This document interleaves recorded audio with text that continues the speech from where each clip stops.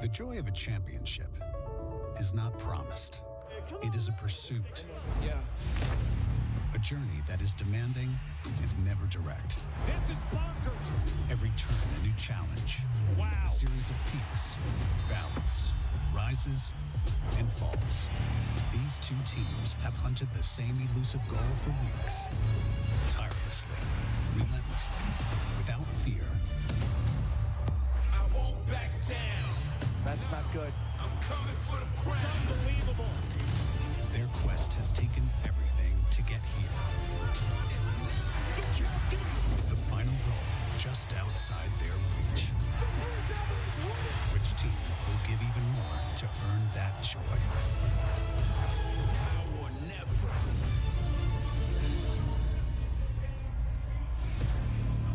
Philadelphia, the city of brotherly love. The Kavanaughs, Pat and Chris, bruised and battered in the semifinals, stand side by side.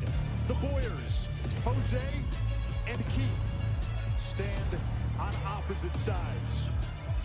Brennan O'Neill headlines a galaxy of stars, a band of brothers from rival high schools. It's the biggest stage in lacrosse. Duke meets Notre Dame for the national championship. Both of these teams, Duke and Notre Dame, needed overtime to get through the semifinals. The Blue Devils flipped Penn State on a controversial goal by Garrett Ledman. Notre Dame ousted Virginia on Brian Teflin's game winner in the extra session. And hello, Nish Roth. Quint Kesnick, Paul Carcaterra is down on the sideline. Quint, a year ago, Notre Dame and Duke were the first two teams out of the NCAA tournament. Now they are the last two teams left. It is the first time the championship game features two teams that missed the tourney a year ago. They played in the NIT championship, didn't they? But when you think about Duke, this is a titan in men's lacrosse. They've won 3 national championships, the most recent in 2014. For Notre Dame, still on that pilgrimage. They're looking to claim their first title. I think this is the best team in school history from top to bottom. If it is a legacy game for Notre Dame, it starts with a legacy family, Kark. Well, Anish, Matt Cavanaugh arrived at Notre Dame 10 years ago. And in the stands were his 2 younger brothers, Pat and Chris, who promised each other that they would play for the Irish and make a run at a national title. They got here with skill, but more importantly, toughness. Pat Cavanaugh leads the nation in assists, but on Saturday injured his left hamstring, and he played on one leg. His 2 second-half goals were 100% grit, scoring with his offhand and willing the Irish to victory. His left leg today is massively taped, but he will go. And his younger brother, Chris, he took notice. He showed guts as well. He was hammered all afternoon by Virginia's defense. He had his face split open, requiring stitches. The stakes are so high for these brothers, but their dream is within reality's reach. Both Cavanaugh brothers were held in check in the semifinal win against Virginia. Pat, 2 for 9 shooting. Chris, 1 for 9 shooting. Together they average 9 points per game combined this season. Meanwhile, for Duke, the Blue Devils led by a transcendent generational talent, the ACC Player of the Year, Brennan O'Neill. He needs to be the best player on the field today, and he can be that with a rare combination of skill, speed, and power. He can be a superhero in cleats. The lefty from Long Island, 230 pounds, a childhood prodigy, now makes his name on Team USA, and today is his day. He can etch his legacy. He was a savage against Michigan in the quarters with 6 goals. He had 3 in the semifinals against Penn State. I think Duke is a very good team. Brennan O'Neill is a great, great player. Notre Dame beat Duke in the regular season. O'Neill in that game held to a season-low 1 point. Time to get you over to Stadium PA announcer Kevin Casey. Good afternoon and welcome to Lincoln Financial Field for today's Division I Men's Lacrosse National Championship game between the Notre Dame Fighting Irish and the Duke Blue Devils. And now, as we celebrate Memorial Day, please rise and remove your hats to honor America and those who support our freedom at home and abroad. The colors are presented by representatives of the Task Force Dragon ROTC's Color Guard. The flag is being held by local Philadelphia high school lacrosse teams. And now, please join Staff Sergeant Joseph Mazzara from the United States Army Field Band and Soldiers Chorus in the singing of our national anthem. Oh, say, can you see by the dawn's early light what so proudly we hailed at the twilight's last gleaming, whose broad stripes and bright stars through the perilous fight o'er the ramparts we watched were so gallantly streaming, and the rockets' red glare, the bombs bursting in air, gave proof through the night that our flag was still there. Oh, say does that star-spangled banner yet wave o'er the land of the free and the home of the brave. Ladies and gentlemen, let's hear it for Staff Sergeant Joseph Mazzara.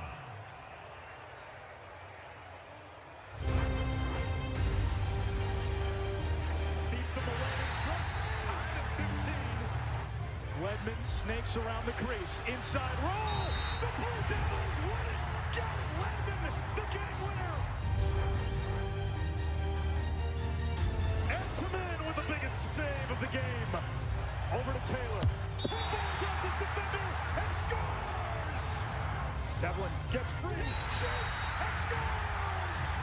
The captain sends Notre Dame to the championship game.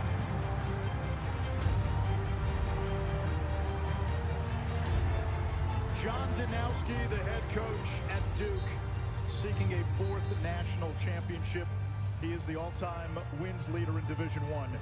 Kevin Corrigan has been at the helm for Notre Dame for 35 years, seeking that elusive first title. Interesting paths for both these teams, but there were three great teams in lacrosse this season. Two of them are left. Duke knocking off Penn State in the semis. A lot was made of the final call in overtime. The fact remains the Blue Devils were one of the best teams for basically the duration of the regular season and now into the postseason. No secrets among these rivals. John Danowski, about an hour ago, telling us in the locker room, this is about being ourselves, staying true to our identity. This is not a schematic game. This is one that'll be decided by great athletes. When they played in the regular season, it was a 1 versus 2 matchup. Duke won, Notre Dame 2. Again today for gold and silver. Never forget those who made the ultimate sacrifice to give us this opportunity to play this game we love. Liam and Will, touch gloves. Guys, come across, meet your opponents.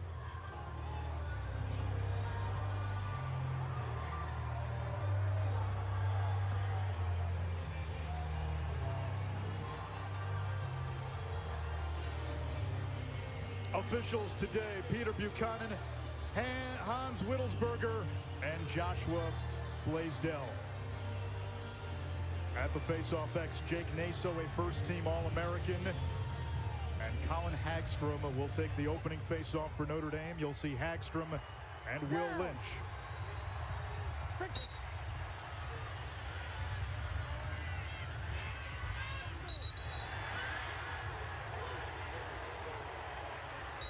A procedure call right away against Notre Dame. Duke's got the ball, and the Blue Devils go on offense first. It is a Duke offense with 4 All-Americans. Brennan O'Neill, the headliner. Andrew McAdory and Dyson Williams, top-notch attackmen. And Garrett Ledman had the hat trick and the game winner in the semis. Liam Entenmann, the Kelly Award winner, the top goalie in Division I, in the cage for the Irish. Ledman all the way to the cage. The goal is good, and Duke opens the championship in a similar fashion in which they closed the semifinal.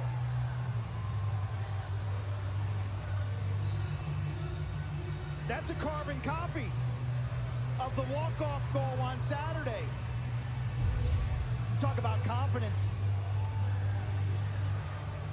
Ledman carries in, little pump fake right there, and he's able to duck underneath and dive across the tangent of the crease. He's got a big size advantage over Donovan, 81 in blue. It looked originally like he was going to alley dodge, and we've seen a lot of those underneath counters by Garrett Ledman, but more importantly, it tells me about his guts and his short memory. He was in the crease. The whole lacrosse world knows Garrett Ledman's winner against Penn State was a crease violation. I love how aggressive he was on that first take. Will Lynch taking this face-off for the Irish. He was so good down the stretch against Virginia's Petey LaSala in the semifinals. It's going to be interesting to watch the face-off battle, which on paper favors Duke, and it'll be interesting to watch the goaltending here, because Entenmann may have the stronger hand for Notre Dame in that department. Will Helm, the Division III transfer from St. Lawrence, in the goal for Duke. And the semifinal win against Penn State, he struggled, just 6 out of 21. Against Notre Dame in the regular season, 10 out of 27. The Irish turn it over.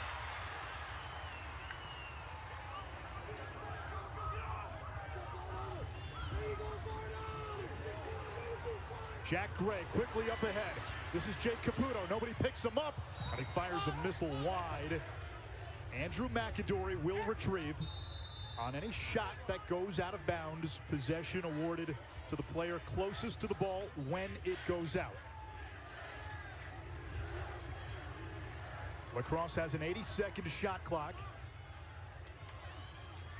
There comes Tommy Schelling, the Lehigh transfer. He's played well down the stretch. 2 goals in the semifinal win. Checked by Nick Harris, the short stick D-Midi. Schelling on the rollback. It's not there. Gives it up. Second to midfield now for Duke. Schelling, Carey, Owen Caputo. This is Brennan O'Neill looking for Owen Caputo, and a turnover.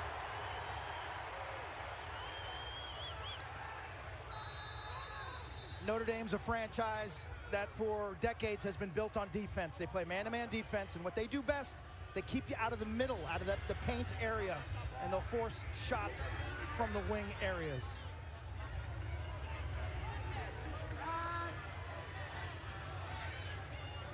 Jack Simmons, number 3 for Notre Dame. 5 goals in the last 2 games, 15 on the season. He banked 2 national titles with Virginia, seeking a 3rd. Here's Chris Cavanaugh, right hand free. It skirts offline, and his brother Pat with his first touch. Pat Cavanaugh with a heavily taped left hamstring. Now Jalen Seymour.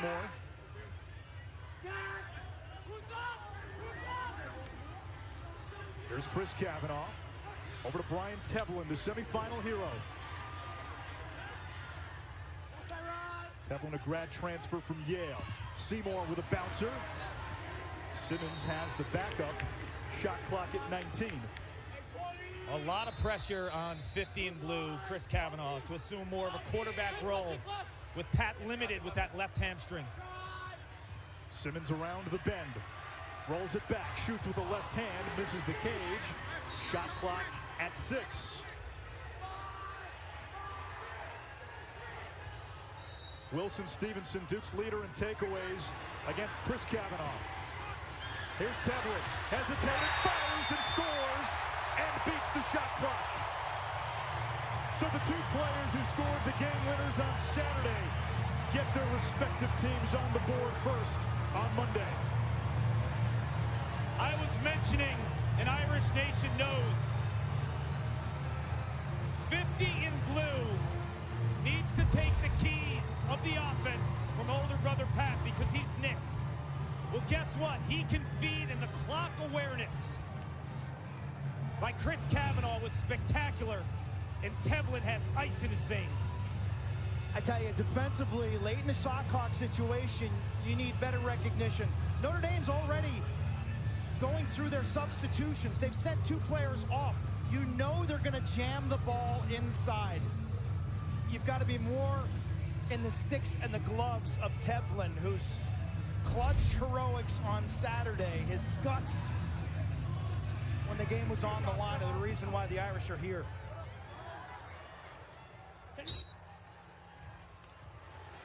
Naso punches this forward, picks it up. He is a threat offensively. We saw it Saturday, 2 goals and an assist.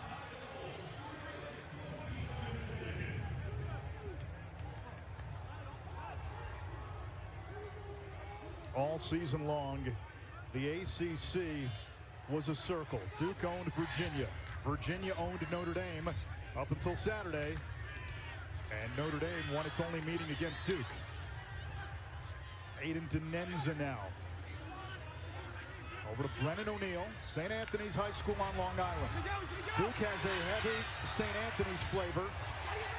Notre Dame a heavy Chaminade flavor. That is St. Anthony's rival on the island.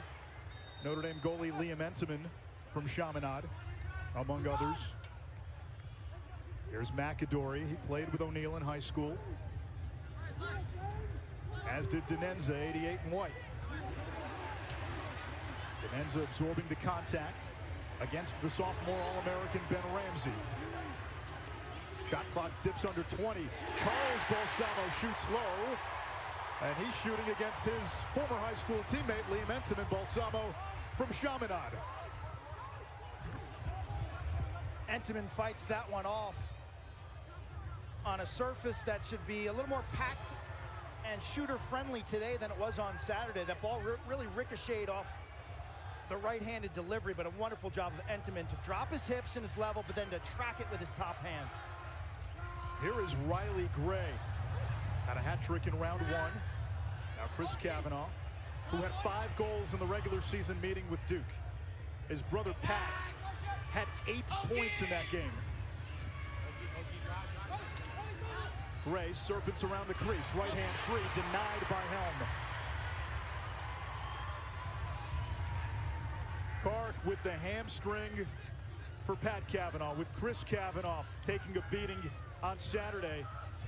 What impact does that have on Notre Dame's big weapon, the ride? Everything, Anish, and when you have a nicked up hamstring, you need the full body sprint to run the 40, 50 yards.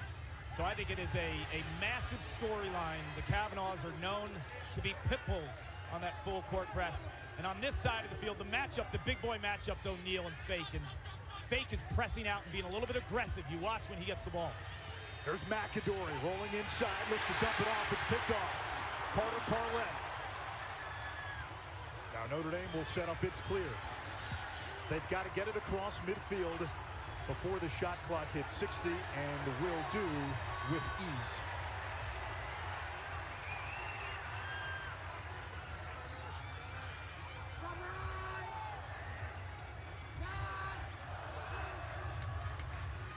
Jalen Seymour, 26 in blue. Big 6'4" sophomore. Now Pat Cavanaugh. Helm comes out of the cage. Helm slips. Cavanaugh didn't see it. And he was marked by Kenny Brower, 29 in white, a first-team All-American. Yard sale on Memorial Day. Get him a bungee cord. Wilson Stevenson brings it up, 19 in white. Has been a wrecking ball defensively for Duke. O'Neill with a shot, turned away by Entenmann. And the ball goes out of bounds. Chris Fake was there, Notre Dame ball. Quint Entenmann's on to O'Neill's shot. O'Neill loves to go to the opposite pipe when he's sweeping across.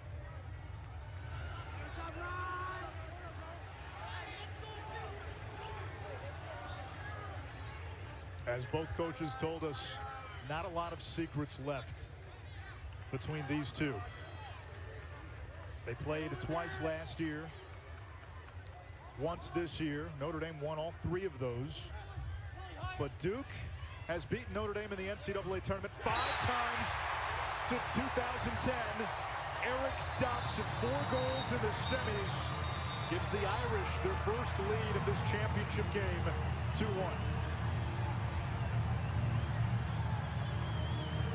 The big lefty running downhill. Jacksonville, Florida, with a head of steam. Down the alley, on the run, finds the far post. Dobson continues to play hot.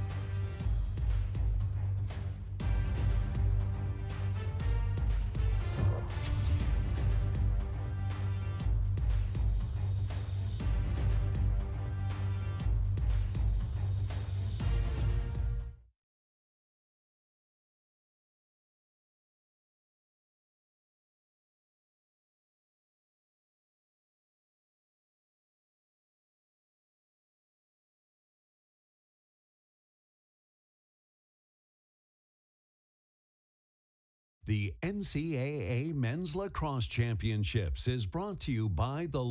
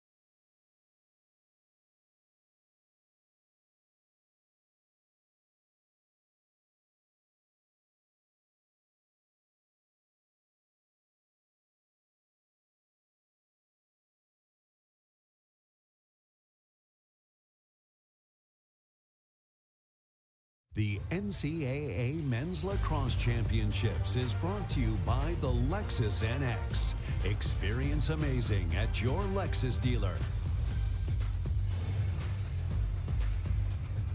Duke has won 3 national championships, all under John Danowski and Quint. 2 of those titles have come at the expense of Kevin Corrigan and Notre Dame.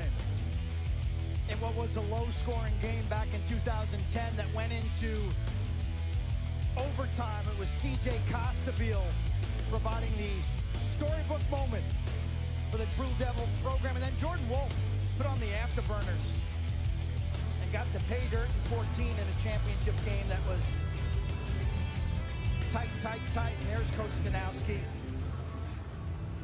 In fact, starting with that 2010 championship game, Duke has beaten Notre Dame 5 times in the NCAA tournament.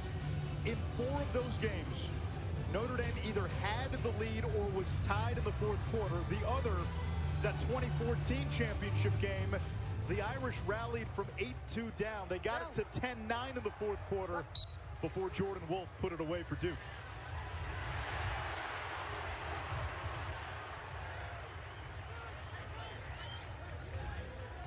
What you sense from Notre Dame this season is that they took that frustration and turned it into focus. They took that failure, and now they're looking to turn that into finish.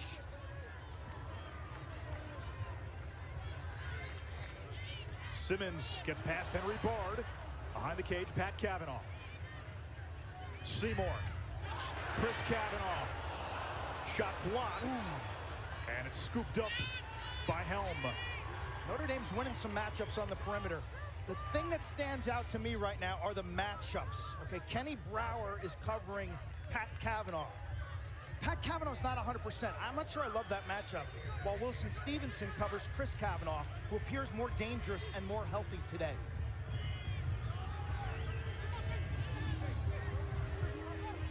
Game 6, Western Conference Finals tonight, 8 Eastern on ESPN.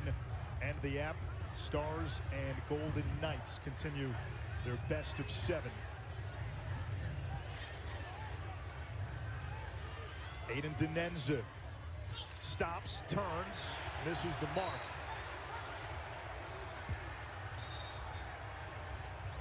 And for Duke offensively, Anish, and Paul, I want to get your opinion. If Chris Fake, 7 and blue, is pressing out to Brennan O'Neill and denying him touches, Brennan's got to be willing to play without the ball and maybe start on the inside and then pop. Put Chris, 7 and blue, in a slide or help position.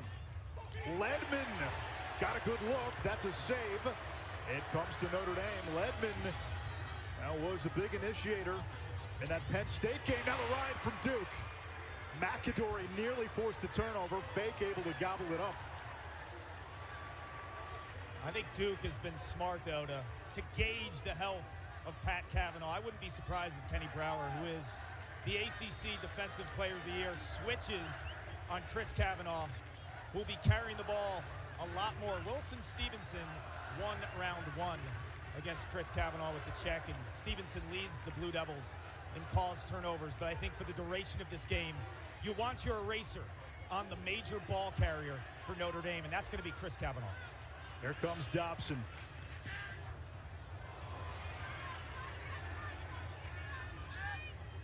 Pat Cavanaugh able to recover. Now Chris Cavanaugh has a short stick matchup. Goes to work on Aiden McGuire. There's the slide. Notre Dame moves it around behind the back. Jake Taylor denied by Helm. Wow. Taylor had an incredible twister shot in the final 30-plus seconds of regulation to send the semifinal against Virginia to OT. That was gorgeous offense, tic-tac-toe, creativity. Helm sharp today. That's big for Duke. The other option you have if you're Duke is a heavier dose of Charles Balsamo for the midfield. He can play that lefty wing if there's an eye on Brennan O'Neill. That will draw a flag as Owen Caputo got devoured. Delayed penalty. Dyson Williams now on the run. Entenmann the save, and Duke will have the extra man for the first time.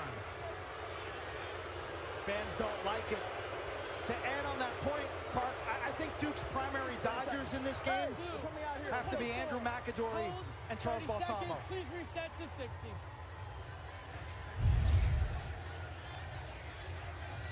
Caputo. That's an underhook if you're following the NCAA wrestling tournament. But Caputo does a nice job, but once that stick's under his arm, he chicken wings it tight and clamps down on it, which forces the official's hand. Kevin Corrigan will have none of it. First man-up opportunity of championship weekend for Duke. They did not have an EMO Saturday. 45% on the season. Good look here from Caputo. McAdory with the backup. 10 seconds left on the man-up. Duke's missed its last 8. Williams sitting on 59 goals on the season. Skip past Denenza. And retrieved by Charles Balsamo. Look at Tevlin in there directing traffic. You talk about a multi-tooled player, 12 in blue. Playing with a long stick now. On the doorstep, and there is Balsamo. No! Off the skirt of the net.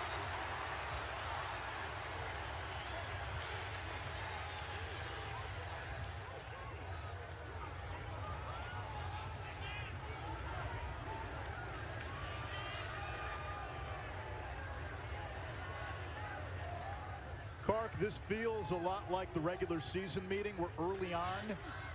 Both teams played it cautious. They traded jabs before starting to launch haymakers once that second quarter got going.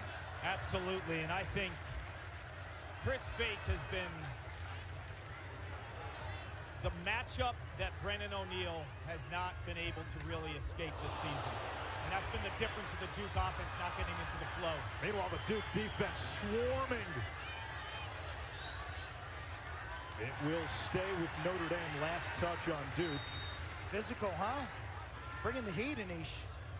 We saw 2 physical games on Saturday. A big part of Monday, conditioning. How much is left in the tank?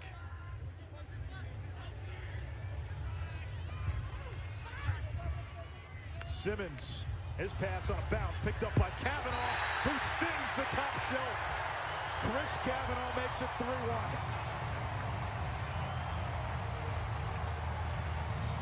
They call that high heat.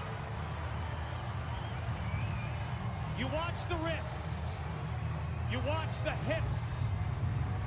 He practices this shot day in and day out.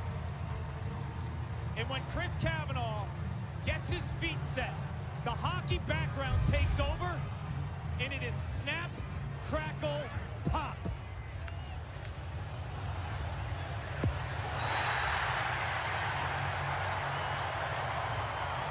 This was a fortunate possession for Notre Dame because the referees missed an infraction against Liam Entenmann on that last shot that hit the side of the net. The skirt. Watch the goaltender step out of the crease and then back in. Okay, this is an out and in violation. Watch it right here. Watch his feet. He's out and then he's back in. That is a violation. That possession never should have happened. Yeah, great call there, Quint.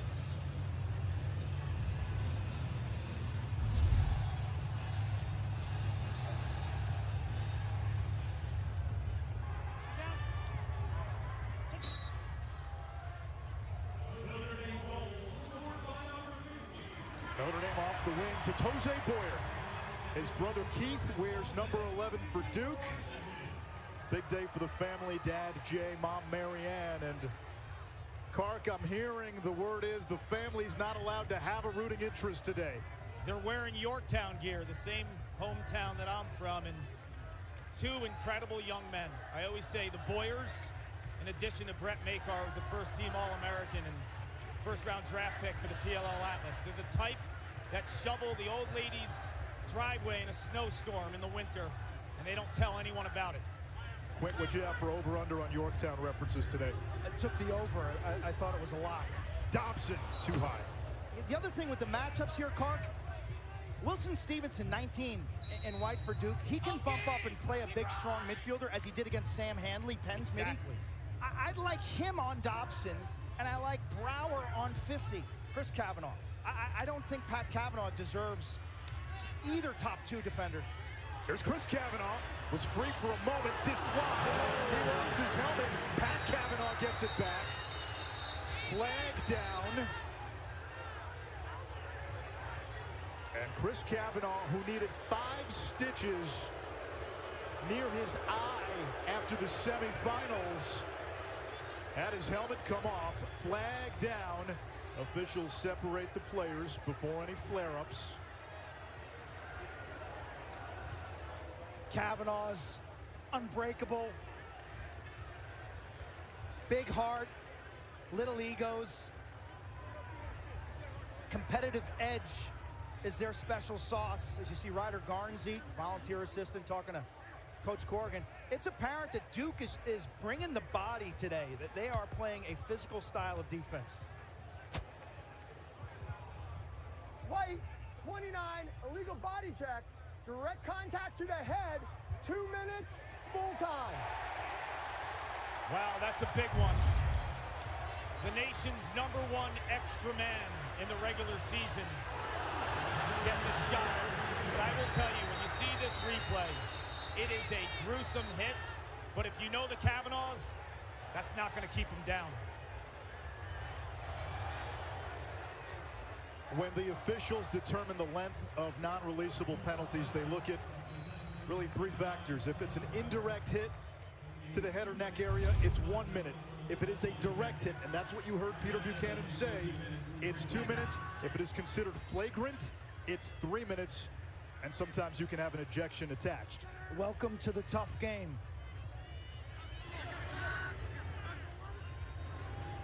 Notre Dame, as Paul said, the best extra man unit in the country. They get to the middle, and Richard Delly, who's a man-up specialist, fires it offline. He's the hub guy, Anish. They get the ball in there. He's a shooter or a redistributor. He's the hub of the wheel.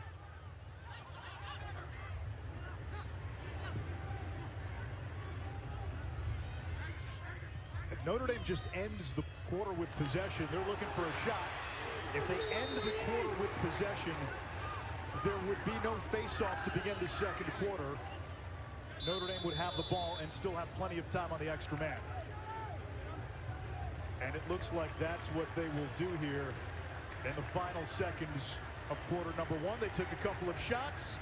The Irish with a 3-1 lead after 15 minutes of play. Notre Dame will begin the second quarter with the ball and an extra man opportunity. The forever game. Notre Dame looking for their first championship. Garrett Ledman been the guy for Duke.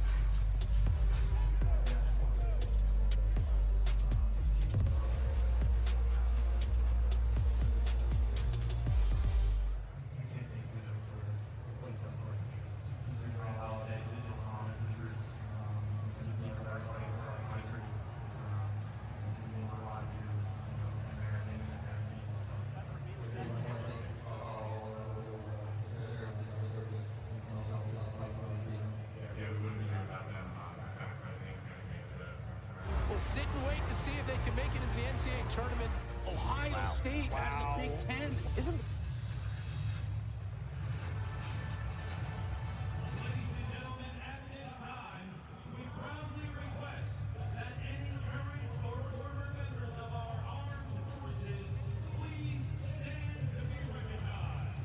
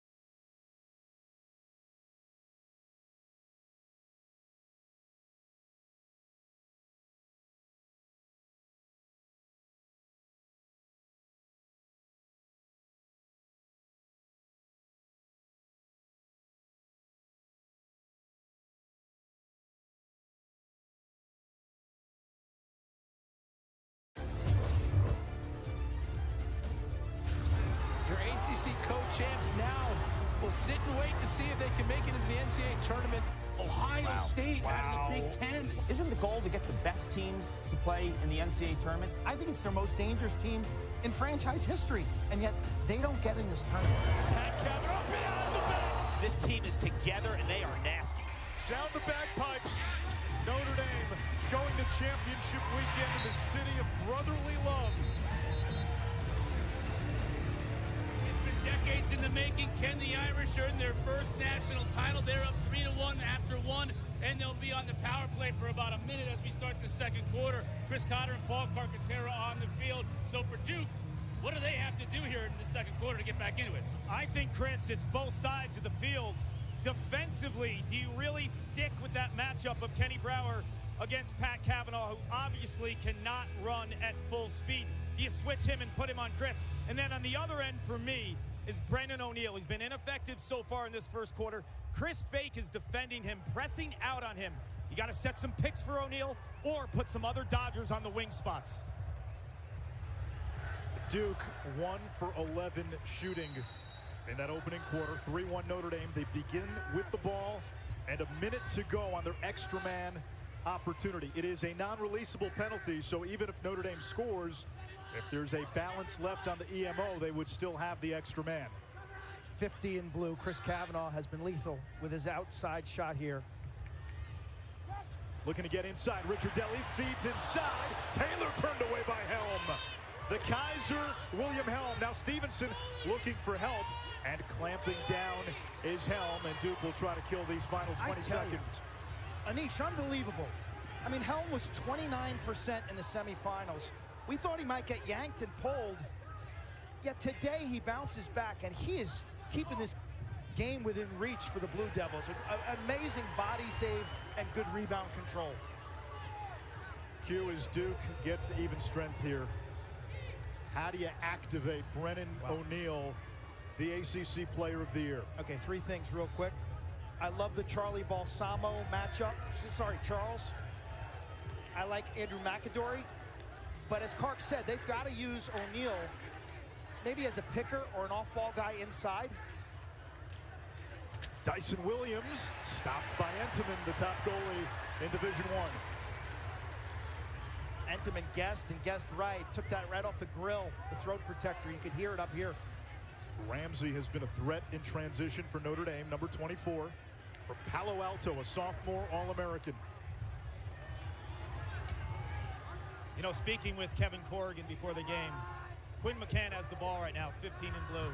He takes, along with Brian Tevlin, close to double the reps of any other midfielder on this team. So you got to watch 5 or 15 for that matter and 12 in blue in terms of the amount of times they're on the field. Riley Gray bumping off Charlie O'Connor. There's Pat Cavanaugh. Brower still on him. Now Dobson. He's got one of the 3 Notre Dame goals. Dobson's got a short stick matchup. Chris Cavanaugh picked up by Wilson Stevenson. Now Chris Cavanaugh had the short stick. Absorbs the contact. Looking for help. Here's Gray. Shot clock inside 20. Gray sandwiched. Ball on the ground. Look out. Taylor out of the Tempest and scores.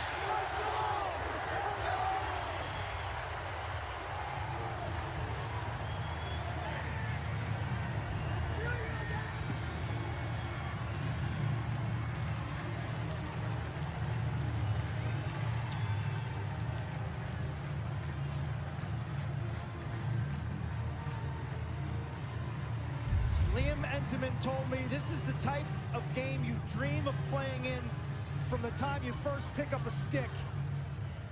Even-keeled, keeps it simple. And then Taylor at the other end, Clark, he's like a dumpster diver. He's just sniffing around it. Keep your eyes on 13 in blue. Watch him.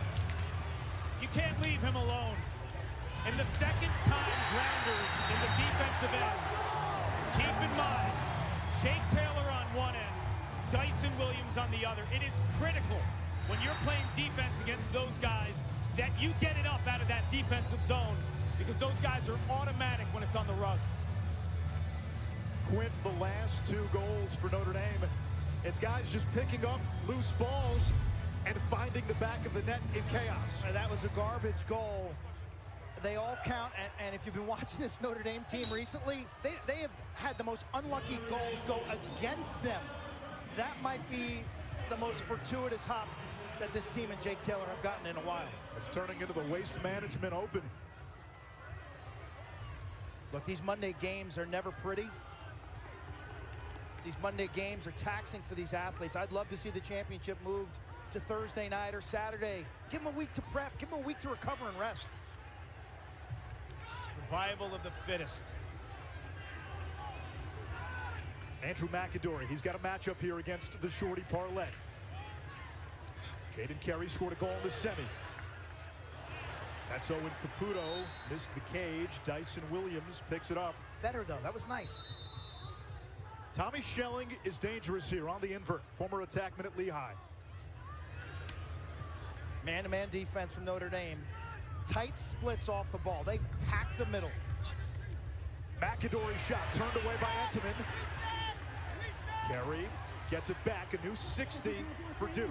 And in general, you're better off attacking from behind the net against the Irish. Bill Tierney telling us that as we drove over.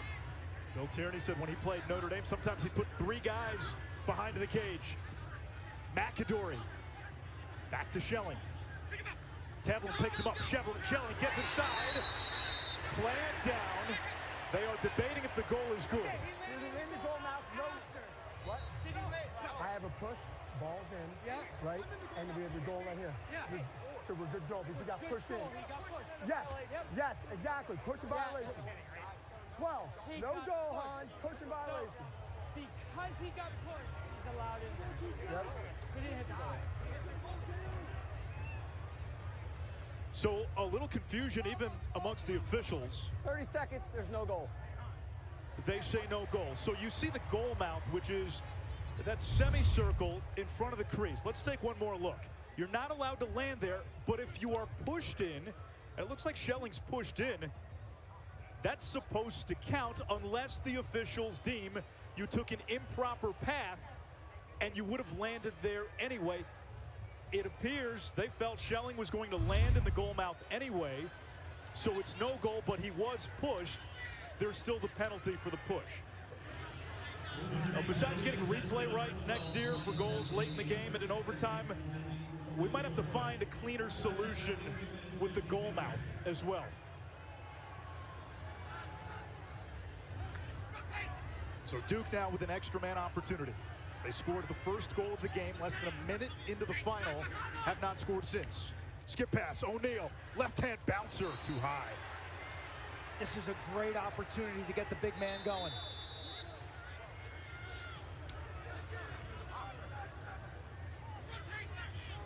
O'Neal back to McAdory.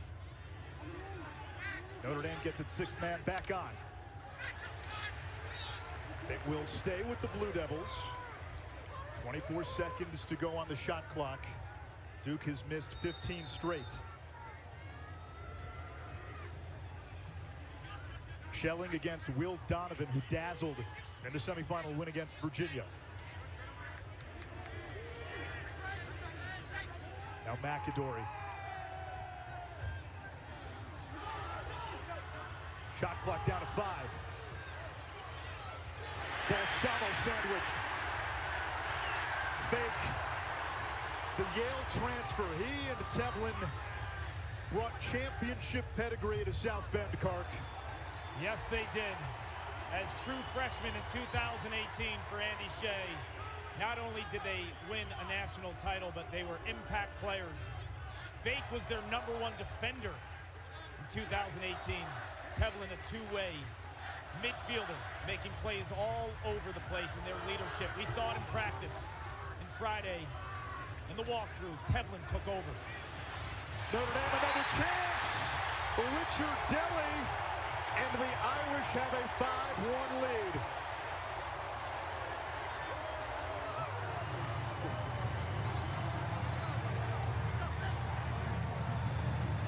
Kevin Corrigan in 1988, when he went out to South Bend and started this program, established one of the most tenacious defenses in the country year after year. Conlon and Ramsey, the pinch double team. Incredible sub-game awareness. Richard Delly, who plays a lot of extra man offense, has maybe the best mitts on the team. He is the recipient of masterful substitution game by Kevin Corrigan and staff.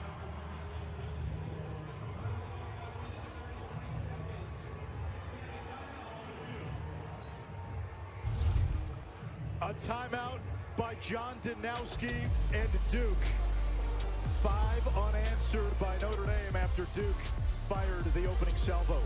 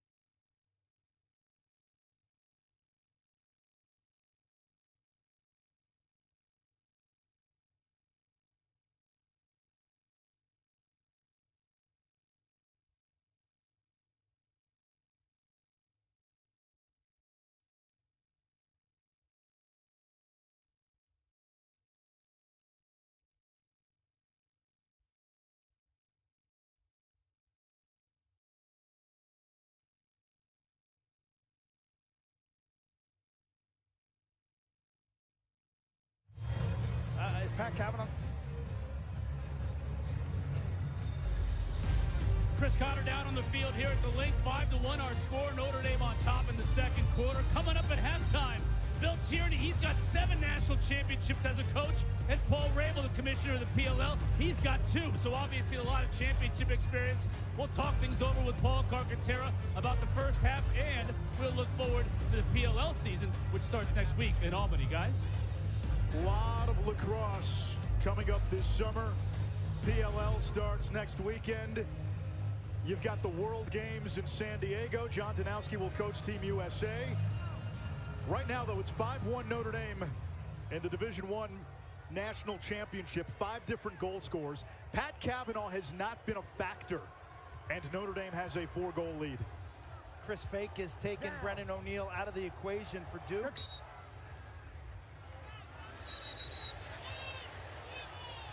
We get a hold, and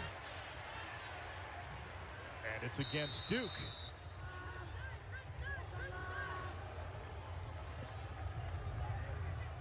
Kark, what's working right now offensively for Notre Dame with Pat Cavanaugh essentially a decoy? Midfield offense. You saw Dobson early. They're striking from up top, above goal line extended, where the bread and butter of this offense throughout the course of the season is when 51 has the ball behind. They've almost flipped the script. Pat Cavanaugh not on the field. Simmons up top. Here's a good look. Seymour trying to dodge back. Good recovery that time by Brower. Henry Bard went to Lower Merion High School in Philadelphia, feeding Richard Deli. Loose ball, great trail check. Tyler Carpenter. That's a procedure call on Notre Dame. And now Jake Caputo the other way. Jake and Owen Caputo, the sons of longtime John Danowski assistant coach Ronnie Caputo. Now O'Neill and Quint. Duke has to get 34 going. He has not scored since the second quarter of that semifinal game against Penn State.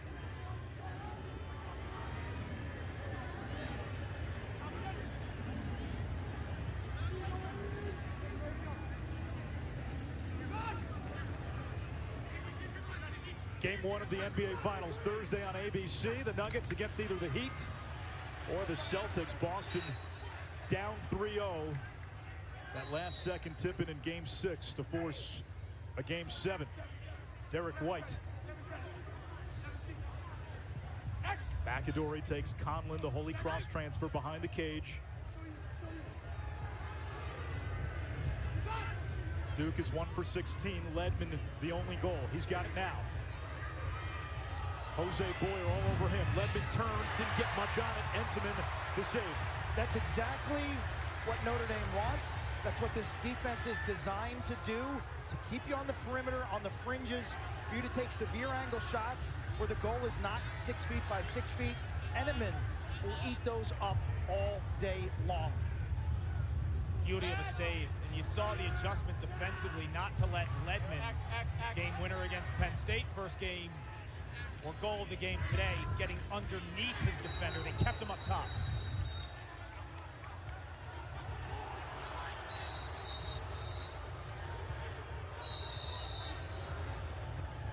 Little off-ball shenanigans from the Notre Dame attack. So Duke gets it back. O'Neill this time matched up with Will Donovan, the freshman All-American. If you watch Notre Dame this year, their only 2 losses were against who? Virginia. What did Virginia do against them? Got the ball behind the net to Schellenberger and fed the crease effectively. Just haven't seen that from Duke. O'Neill right now planted behind the cage.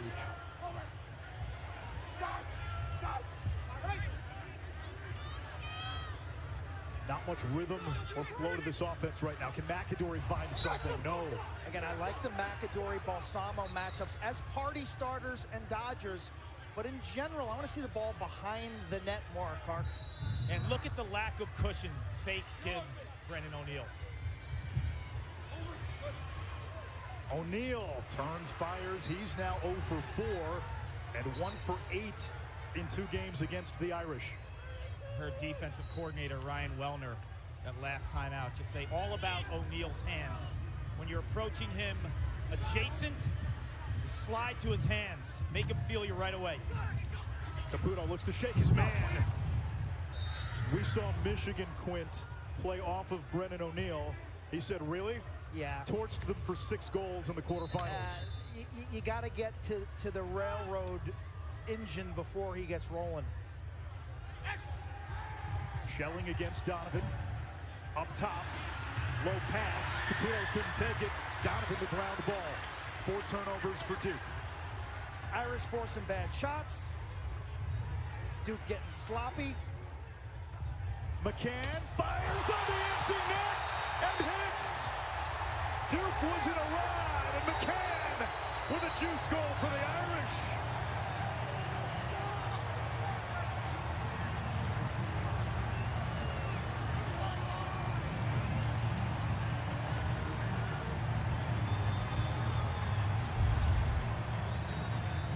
Donovan, little subtle slap check as his player was going to make the pass, and it's off the mark now.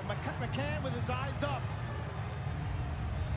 Who did I say logged more minutes than anyone? You know, Quinn McCann. Karki wears a catapult system, a GPS ground tracking, and ricochets that one off the post. And he logs double the mileage of the average Notre Dame midfielder.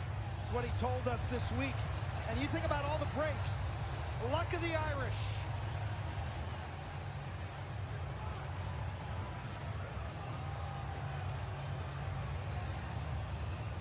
Here we go. Down.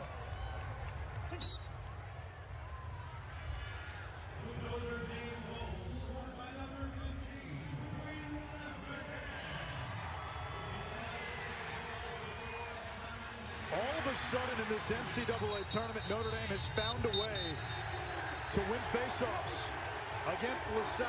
Today against Naso, a timeout by Kevin Corrigan. Look at the players. Look at the players to Coach Corrigan. You see them patting him on the back. Patting him on the back. They know what he's dealing with, Anish. They know what's hanging over this Notre Dame program. That was classic.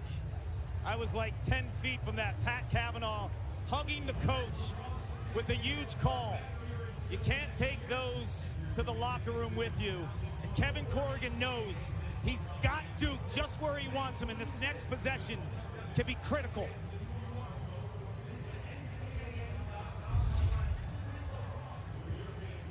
Naso and Lynch. Naso wins the clamp portion. Exited to where he wanted, but just couldn't come up with it. And Lynch, while his numbers may not be off the charts this season, when the pressure's on, how about this? This makes my day. Kevin Corrigan's been at Notre Dame. This is his 35th year, okay? This is a guy who keeps coming back to try to get that gold trophy. He hasn't gotten there. You know, today is another opportunity, man, and his teammates, the players, I think understand how much this would mean to him. He has been the Sisyphus of college lacrosse. He's been to championship weekend. He's been to the championship game twice. Still seeking that elusive first championship. His team up 6-1. That's his wife on the left, Liz. Took over this program in 1988. Likes to walk or bike to work. Brother Tim, a great midfielder in the mid-'80s. Boo, the AD at NC State. His dad's a legend. And what he's built, their home games this season were just riveting. Arlotta gets filled up, and they put on a great show, Kark.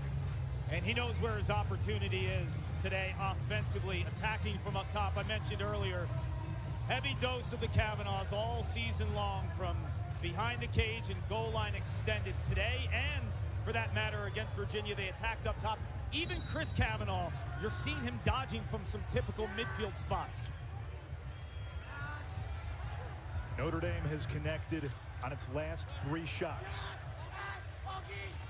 Chris Cavanaugh against Wilson Stevenson. In 2019, Stevenson suffered a devastating leg injury in a quarterfinal win against Notre Dame. Dobson now. That year, Duke got to the national championship game, lost to Yale.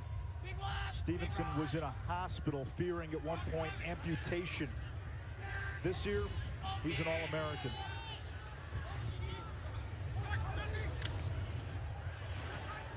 Kavanaugh to Gray, shoots low, denied. William Helm. Helm's played well in this first half. This 4.5 minutes is so crucial. A goal or two from Duke here can change the whole complexion of this game. Kark, remember last year, that Monday, you're never quite sure when fatigue would set in. Maryland had a huge lead on Cornell, and then in the fourth quarter, we saw Maryland's legs give out. Cornell nearly came back. You felt if that game had a few more minutes, anything could have happened. But after watching Notre Dame come off the field Saturday, I've never in my time seen a player like Chris Kavanaugh walking into a locker room, basically shuffling his feet. Almost had to be carried by his teammates, and he's got some pep in his step. The recovery's amazing. Duke trying to find the mojo for what was one of the top scoring offenses in the country.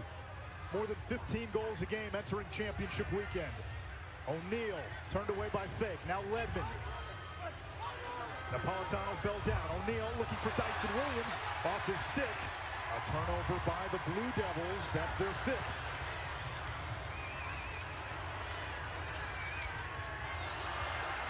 Big check by Dyson Williams. He'll run it back. Williams has McAdory on the wing. It looked like he wasn't sure what to do.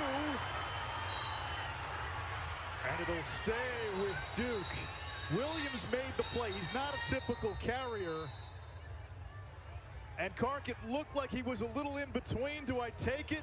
Do I give it to number 2? And he's normally money from that type. The hustle was incredible by Dyson Williams. And normally when he finishes Anish, and you made a great point, it's catch, get rid of the ball in the next second or two. This time he's carrying it. He probably had to think too much. I think a defender either blocks this or trail checks him. I don't know. Deflected. It was a shot. Look at this. Look at that effort by Fake. Just putting his stick potentially in the shooting lane. 7 in blue with an incredible hustle play. Quint in the semifinal game against Virginia. You pointed this out a few times. As the game continued, it seemed Virginia was getting every bounce. Matthew Nunes making a save with his shoelaces. A ball went off a Notre Dame defender's stick and back into the goal for a UVA tally. Today it's the other way around, and Notre Dame's been getting every bounce. And Brennan O'Neal still just 1 goal in almost 6 quarters against Notre Dame this season, and he has not scored or tallied a point since halftime of the Penn State game. Off the mark with his feet set. Nice defense here on the question mark by Chris Fake. Turnover city right now for the Durham Devils. At times, he has been an unstoppable force. 2nd in Division I in points per game so far, looking for that first one today. As championship season for a lot of the spring sports, and our coverage continues with the 2023 Women's College World Series. The action begins Thursday at noon Eastern on ESPN. For more information, visit ncaa.com. You had the Field of 64 released earlier today with all the regional sites for college baseball. Regionals get underway next weekend. If you're a lacrosse fan, you've got the PLL coming up. Final season in the NLL World Games at the end of June. This weekend is no longer the sad goodbye it used to be for the sport. We're on ABC next Saturday and Sunday.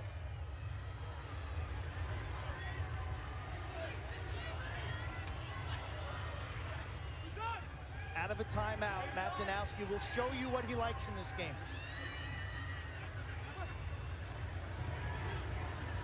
Caputo hesitated. Save Entenmann. Started with the McAdory initiation. I tell you, if you don't move Liam Entenmann and don't get to the dirt, the pay dirt area, he's gonna gobble everything up. Got some Dylan Ward, who plays for the PLL Water Dogs in him. Bigger guy, can crouch down and cover so much of the net. And Matt Danowski, the offensive coordinator, after that shot by Caputo, just put his head down. Not thrilled with that look against a first-team All-American goalie. Simmons does the dance with McGuire. There's the slide. Now Pat Cavanaugh. Comes back to Tevlin, who whiffed initially. Shovels it ahead. Whoa, wow. Pat Cavanaugh and Stevenson collide. Chris Cavanaugh retrieves. There's some heavy hitting in this game. I mean, Jake Wilson took a two-hander to arms, and then Wilson Stevenson got sent into orbit. Simmons against the short stick.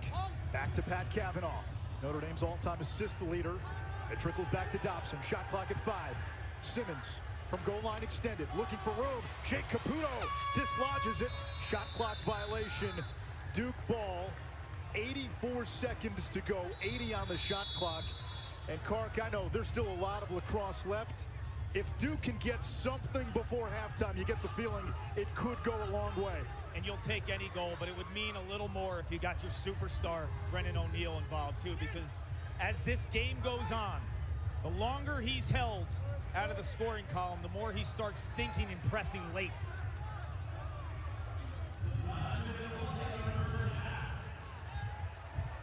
Duke on the season connects on a third of its shots. A timeout called by John Danowski. Today, Duke is 1 for 23.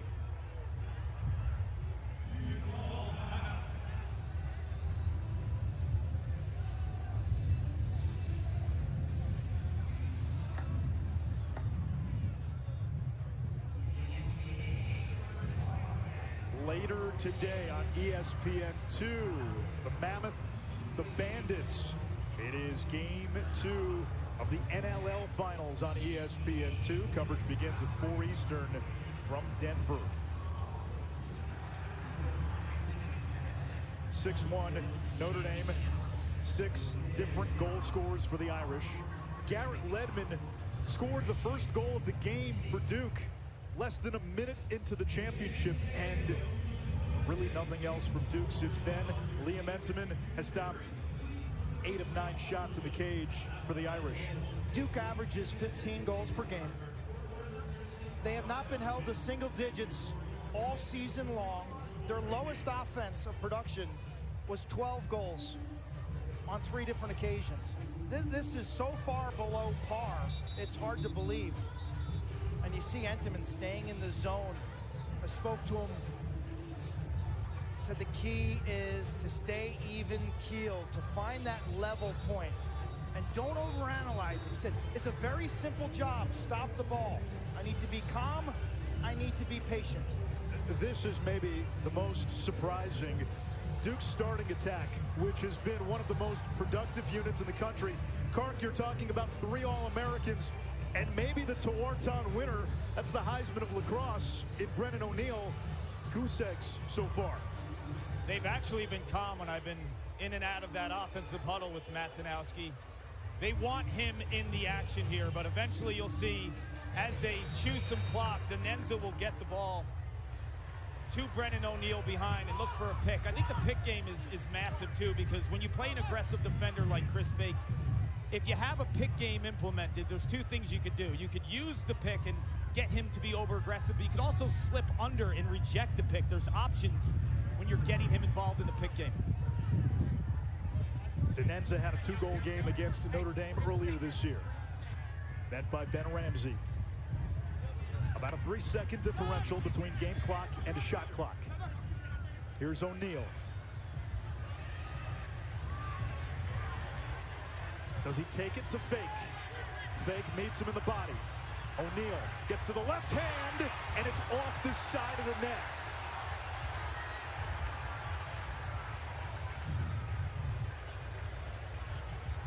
Conlon heaves it downfield into the webbing of William Helm. After scoring 35 seconds into the game, Duke held scoreless for the last 29-25 of the first half. Hip to hip, stick on the gloves, Cripps Fake matching strides with Brennan O'Neill. Paul? Coach, where do you find where the seams are offensively when you're 6-on-6 in the settled game? We're not finding enough of them, Clark, to be honest with you. I think there's some more there for us, but you know, right now we just keep mixing up what we're doing, and we're trying to pick on different little things that we've seen with them, usually in their help position. Defensively, Chris Fake on Brendan O'Neill. How would you categorize his play? Well, he's played great so far, but there's 30 minutes to go. We've done a nice job negotiating the two-man with him and the shorties that they're putting him with, and Chris has done a great job with him in the solo matchups. Thank you, Coach. Thank you. In this month, Kevin Corrigan has been on the wrong side of a horror movie ending against the Duke Blue Devils. Still a lot of time, but the Irish are 30 minutes away from their first national championship in men's lacrosse.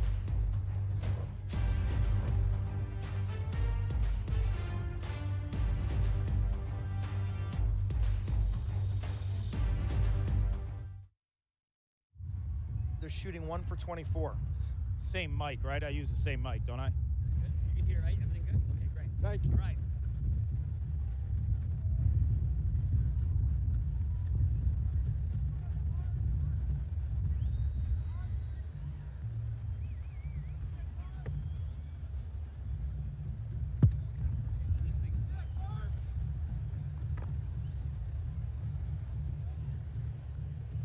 Yep.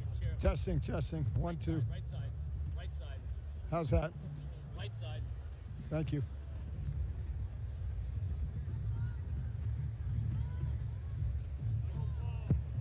Formed in 1934, the Commandant's Own celebrates over 88 years of marching and musical excellence. Okay, I see it. Carrying the distinction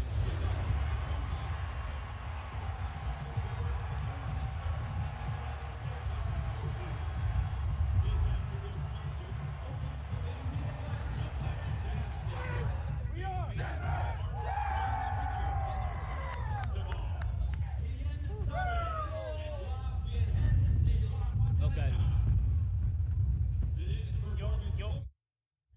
I'll follow up whenever you guys. And we'll talk about the game. and America's national march, the Stars and Stripes Forever.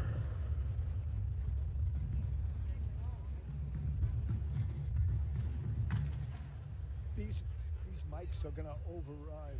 Under the direction Okay. of the drum You're just talking major, to Master it. Sergeant Listen to David us. Cox, Can you hear me without anything in your earpiece? You don't have an earpiece, right? I do have it. Okay, so you hear me here too, right? You hear me fine? I'm going to be loud where you don't have to hear the earpiece. You can turn it up a little bit, Coach, if you want. It's loud from those guys. It is. Is it loud for me? How Is about that me? better? maybe? Yes. Is that better or worse? Better. Check. No? No. Can you put them up? Yeah. 1 2 1 2 1 2 1. Yep. I'm not getting that. Check. You got me? Check. That's better. Check. 5-4.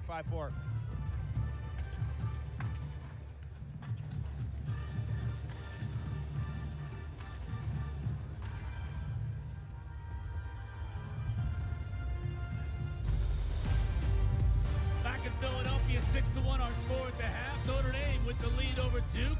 60 minutes away from the Irish's first national championship, but a lot of lacrosse still to go.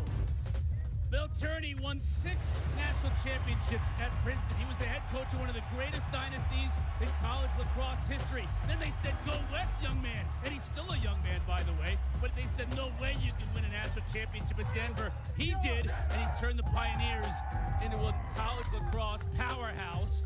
And he joins us right now on the desk at halftime with myself and Paul Carcaterra. This has to feel pretty strange for you, Coach, having your stomach not turning in knots over there in the box and watching the game instead. It's a little less stressful, that's for sure. But yeah, you miss it. You miss being out here at these kind of games. But I've been blessed in my career, as you mentioned, and so thankful for all those great things that happened to me. I want to thank you, though. The 7 national titles are one thing. Going west to Denver, you revolutionized the defensive play in college lacrosse. But outside of that, and I've told you this face to face, but I want to say it in front of everyone, if I didn't play for Roy Simmons Jr. at Syracuse, I would have wanted to play for you, Coach. You're a legend, and an ambassador to the game, and I want to thank you. Thanks you, Clark. And, you know, there's so many great people in this game. You know, when you're coaching, you've got to coach your guys, but there's so many great people, and those rivalries between Syracuse and Princeton were pretty special. All right, let's talk about defense for a minute, because how on earth is Duke only scoring 1 goal in the first half? I mean, they have the odds-on favorite to win the Tewaaraton Award, maybe, but that vote hasn't happened yet, and we'll see what happens after this game. But just 1 goal, this Notre Dame defense has been phenomenal. Notre Dame's defense is what it is. It's always the same, and so if you don't get them out of their comfort zone, you're going to be in trouble. And what's right now, the Duke guys aren't beating their individual matchups, and then all of a sudden you got, the Notre Dame goalie's pretty good in the back end. You know, Coach Kevin Corrigan told me at half, he said they're playing the pick game really well. And when you watch O'Neal trying to get help from some of those Duke offensive players, the positioning and the spacing has been perfect defensively. But offensively, it's been their versatility in terms of their scoring. I think they're attacking from up top, above goal line extended, with guys like Eric Dobson. And the way that they're approaching ground balls, too, you can feel they want to win a national championship. They're first in school history. You know, Coach, Paul talked about it during the broadcast, about how after the semifinal win, Notre Dame was like, put so much effort into that win, and they were beat up and they were tired after that game, but yet from the opening jump here, they've had more energy than Duke. They've owned that part of the game. They really have, and you got to give them credit, because rest is the only thing that's important, and when you're so banged up like that, it's just adrenaline. It's guys that really want to win this thing, you know, for Coach Corrigan, and you know, you're seeing it out there, but we still have another half to go. If you're making an adjustment, what do you do if you're Coach Danowski right now in the locker room? You got to get your offensive guys out of the middle of the field. Give yourself some more room when you dodge. Thanks, Coach. Great seeing you. Enjoy the second half, all right? We got more halftime still to come. Let's take a look at the Capital One Cup standings update, though. Teams competing for a combined $500,000 scholarship donation from Capital One. Take a look at the standings. The Bulldogs are leading right now, but UConn and South Dakota State, how about the Jackrabbits, making a comeback in the Capital One Cup? 6-1 our halftime score. Notre Dame with the lead. The full half-field shot from McCann on the 10-man ride. The Irish leading at the half.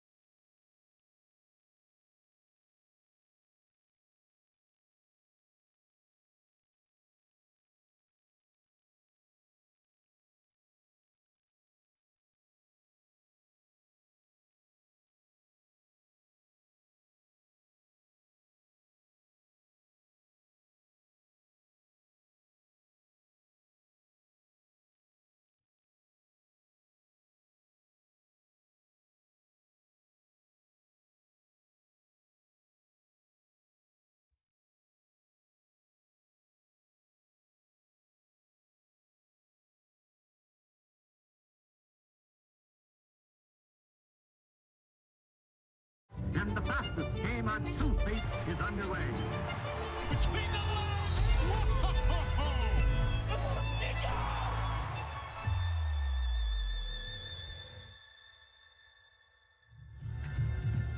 The PLL is back next week, and we don't even have to wait a week. It's less than a week before we get games on ABC and streaming on ESPN+.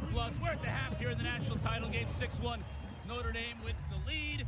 Paul Rabel, the commissioner, he just came marching in. You had the band behind you. He's here with us at the desk, and I want to talk about this first half because you made a great point to me before we came on air. You were playing in a national title game once, and you were up 6-1, just the same score we had right now, and that game became really close, didn't it? And it was against Duke in 2007 in Baltimore. The only difference, we went in just trying to hold on. They stormed back, tied it at 11. We won 12-11. Expect a big half from Duke. You are a superstar on the college front with Johns Hopkins. Brennan O'Neal's the front runner for the Tewaaraton. He has been silent. If you were in that locker room and you were to tell him one thing in terms of getting going in the second half, what would it be? Well, first of all, Notre Dame has the best goalie in the country. He's showing it, and Chris Fake is a really talented pro-level defender.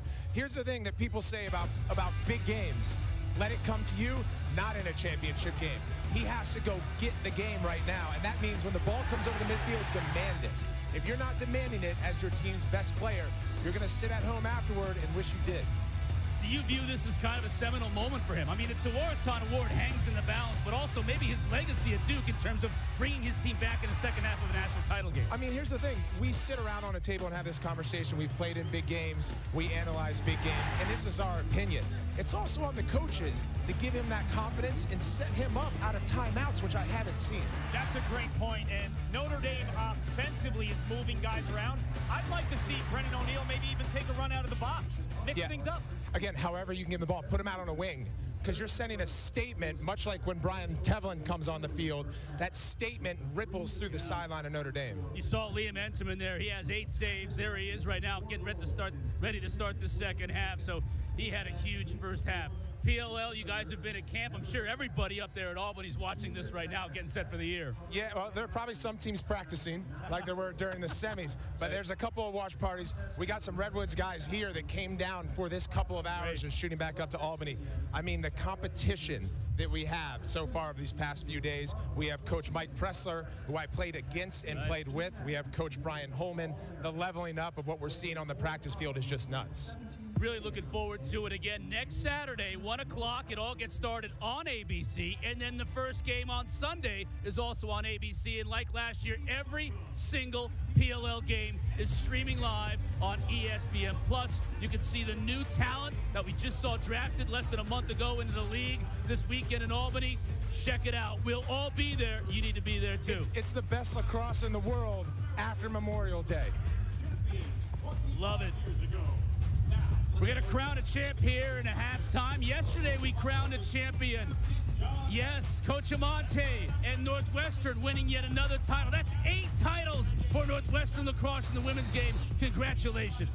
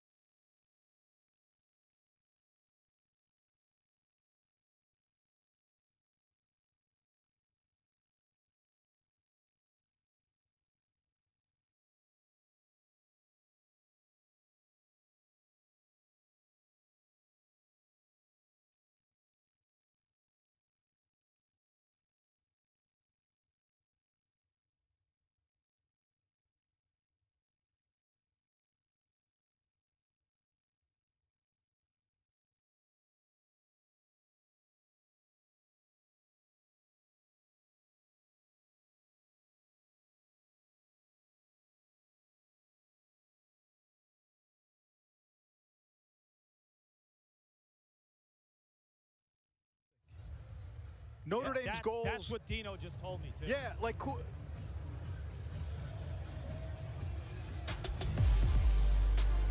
30 minutes into this 2023 National Championship. Notre Dame with a 6-1 lead on Duke, about ready for the start of quarter number 3. And his Schroff Quint Kesnick. We'll get down to Paul Carcaterra in just a minute. For Duke, 1 goal in the first half. That is the lowest amount of goals in a half in the championship since 1988. Cornell only had 1 against Syracuse. This is one of the best offenses in the country. They've got to wake up, don't they? Yeah, the fact, though, that Notre Dame only has 6 is kind of good news. So Duke's defense is keeping them within reach. And what needs to change here will Duke's offense or the pace and tempo of this game. If you're John Danowski, do you become bold here in East and try to score some transition goals, some goals off of face-offs? You got to do something to shake things up in the settled sets. And if you're Kevin Corrigan right now, you're just leaning back saying, hey, I'm going to let my defense do the work. We keep them on the fringes. I got the best goalie in the business. I like what I'm seeing. 3 of Notre Dame's 6 goals have come off of scrap plays. Chris Kavanaugh picking up a ball on the ground, finding the back of the net. Jake Taylor out of a melee, gets the ball in front of the crease, scores. Quinn McCann against a 10-man ride into the empty net. Those are 3 of Notre Dame's goals in the 6-on-6 half-field sets. Both defenses have dictated. Kark, you talked to John Danowski. What did he tell you? As we see Will Lynch here streaking and Notre Dame about to sub. He told me he's happy with his defense. He said in the box they've only allowed 2 goals. They're playing really technical, sound defense. Offensively, he said Notre Dame is really forcing Duke to play with their offhands, and they haven't answered the bell. So the lefty dominance, guys like O'Neal and Balsamo, they're forcing them to their weak hands, and they have to be able to answer the bell there. And they are going to get Brendan O'Neal involved more in the pick game in the second half. Chris Kavanaugh from X. Wilhelm comes out to meet him behind the cage. Kavanaugh turns the corner. Helm got back there. Dobson had 4 goals in the semifinals. He's Notre Dame's highest scoring midfielder. He's got a short stick matchup in gray. Now Pat Kavanaugh marked by a short stick in Jake Caputo. Kavanaugh, his pass hits the ground. And we're going to get a loose ball push on Duke. That's a stinger if you're Duke because you're playing such great defense.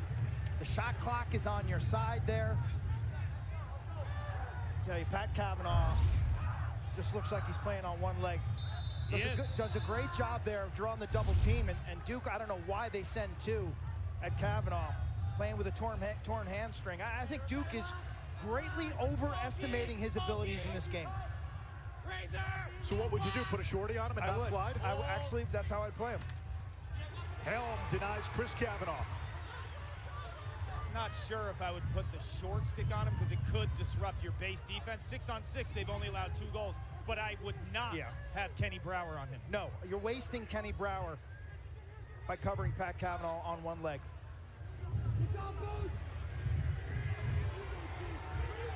Kark, what do you want to see from Duke in these settled half-field sets?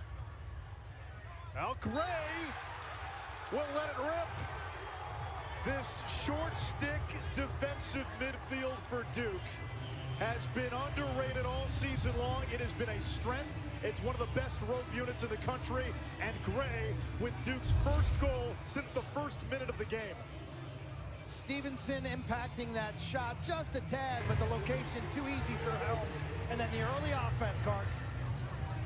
This short stick defensive midfield group, Aiden McGuire and Jack Gray specifically. I watched Jack Gray in high school.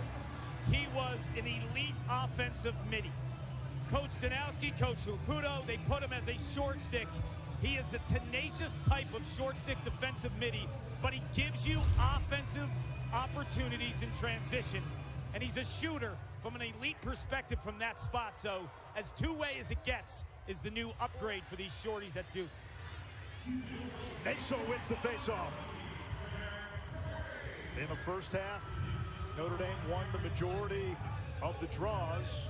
Naso does have to win it back. And now the ride by Notre Dame. It's not a 10-man. With a healthy Kavanaugh, Pat Kavanaugh that is, it sometimes feels like one. That's where the injury shows up. Those guys hustle and ride like banshees. Fake fell down. O'Neal feeding Dyson Williams inside. Duke takes advantage. First point for Brennan O'Neal. First point for Dyson Williams. First points for this Duke attack.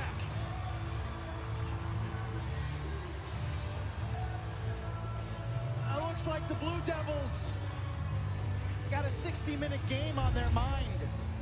Coming out of the locker room, they're buttoned up on defense. And a wrinkle. They set a pick. And fake is taken out by Dyson Williams, who then slips to pay dirt. There's the pick game. And I always tell people, the pick game obviously creates an opportunity for you as a dodger, but it also frees up your hands as a passer. The rest of the defense is in support mode. And when you're in support mode on Brennan O'Neal, he then becomes a feeder, and his biggest growth this season is his pass, and he's doubled his assists from 2022 to 2023.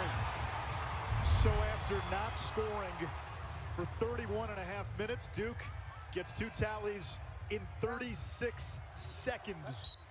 Play the ball. Naso wins it from Hagstrom. 5 goals for Duke is not a big margin. Helm averts disaster. Naso's the guy when he gets going, and he gets better as games go along. He can turn goals into make it, take it. Talking to John Danowski at practice on Friday about Jake. Top-ready face-off guy in the country. He said his toughness, but his in-game adjustments, his mind, his understanding of the opponent. His endurance as well. Late in games, he's taken every ACC face-off other than 2. His stamina is elite, and he grinds. Aiden Denenza against Brian Tevlin. Tell you, I thought McAdory had a step and could have let it go right-handed. Here comes Ledman.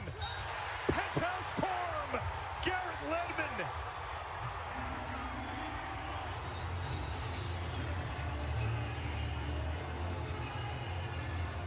Championship runs as Notre Dame huddles and asks questions in terms of where was the slide. Duke's in the game. Kevin Corrigan not happy with the lack of help. Garrett Ledman's been going underneath a bunch down the stretch the last 4 weeks. This time he goes back to his bread and butter, Quinn. High heat. A senior from DeMatha has been on a mission in this tournament. That's a rocket on the run.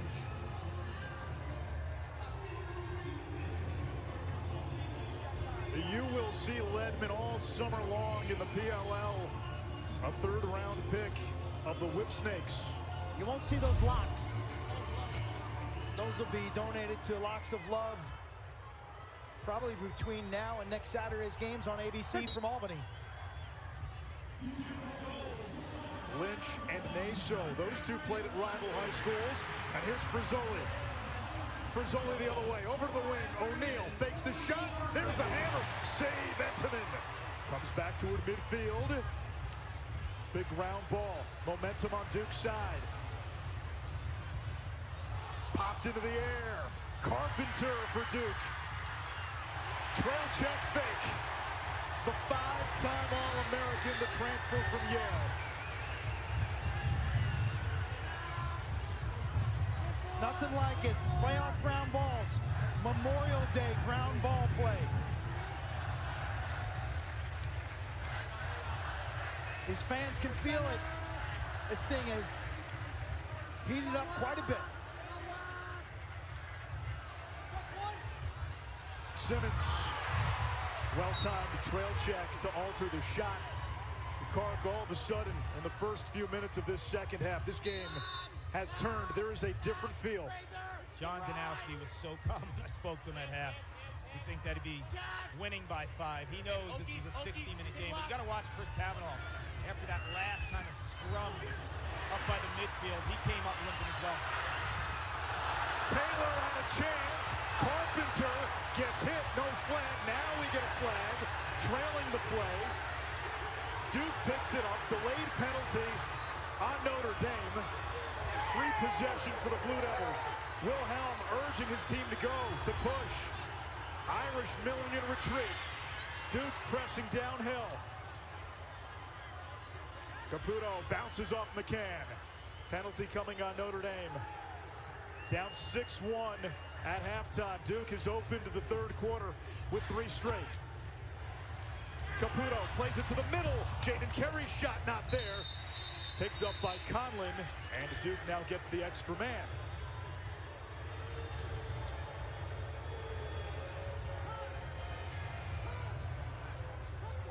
Blue, number 51. Push, 30 seconds.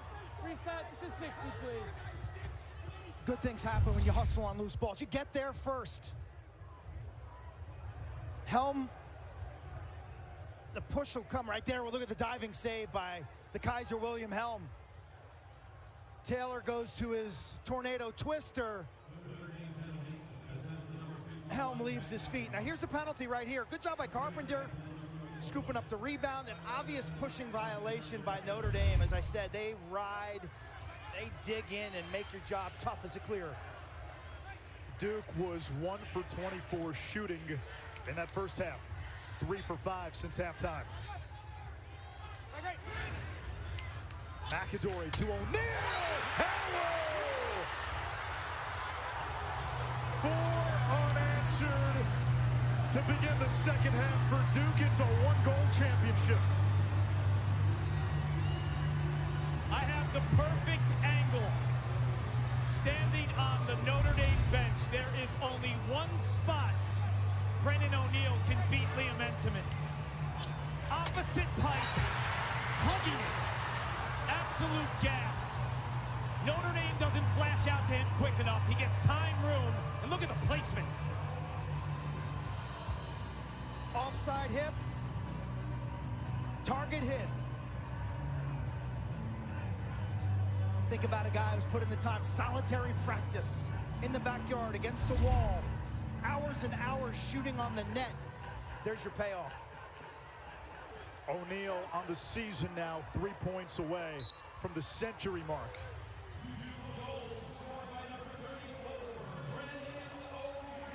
The Irish win the faceoff. The wings, Ross Bergmaster picking up the ball, 27 in blue. One of the dual bagpipers along with Brian Tevlin. Best ever. The duo coming out of the locker room. I'll tell you right now, Notre Dame needs to find a second wind. If the Kavanaughs aren't whole, if they're both hurting, 50 and 51, well, Eric Dobson's the guy you're going to turn to, big number 8, the lefty. The 6'4" Riley Gray spins it back to Pat Cavanaugh without a point today. Playing with that taped up hamstring.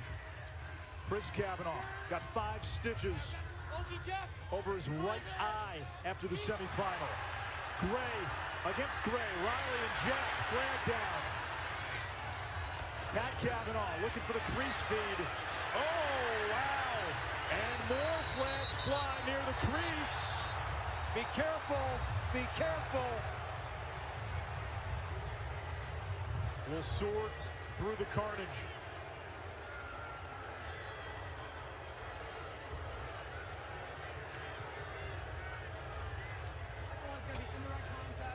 Hey, we'll go left alley, fellas. 1 man, 2 minutes.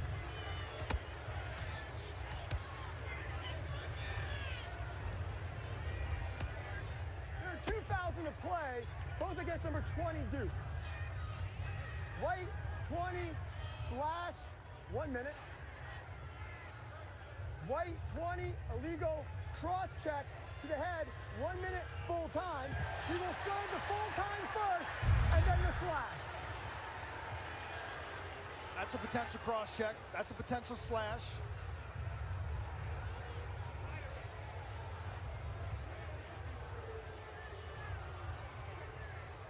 That's the high one. That's the high one that gets you the indirect contact to the head or neck area. So it is essentially a 2-minute penalty.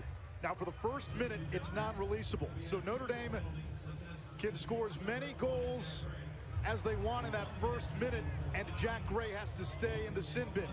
Once that first minute expires, any goal by Notre Dame would end the penalty. The Irish on the season better than 60% with the extra man. That is #1 in all of Division I. Chris Kavanaugh to Pat Kavanaugh. Dobson, double-digit man-up goals in his career. He's a weapon from the outside. Richard Delly, Chris Kavanaugh. Now Dobson thought about it. Pat Kavanaugh feeds the middle, shot wide. Simmons has the backup. 93 seconds to go on this man up. Duke needs to play 51 in blue. Pat Kavanaugh as a passer with a hamstring injury. I'm not sure he's got the same range. Taylor feeding the three, shot, score! It's the second goal for Richard Delly. It's 7-5 Notre Dame. The extra man tally with 7:24 to go. Top extra man unit in the nation in the regular season. Richard Delly is the specialist.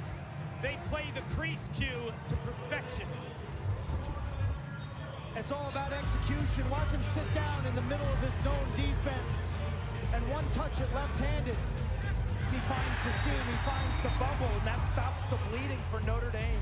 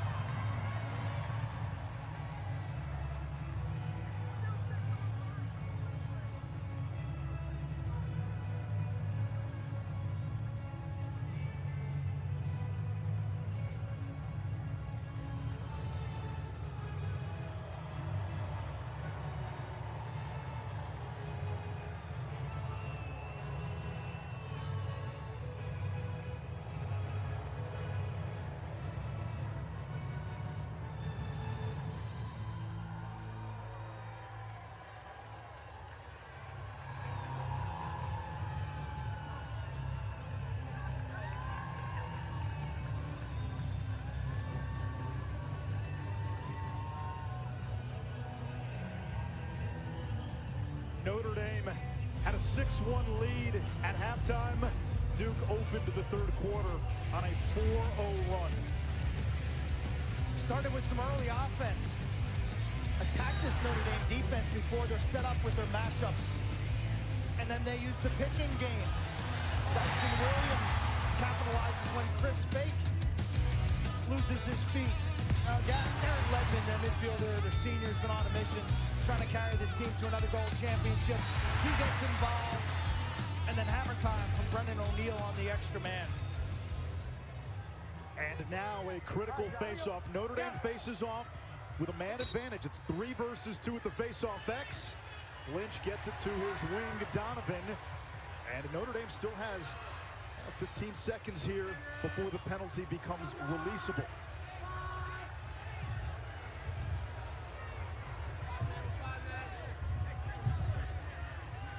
They could have used the timeout there to preserve the penalty time, but this early in the third quarter, and you only have 2 timeouts, you can't burn it there.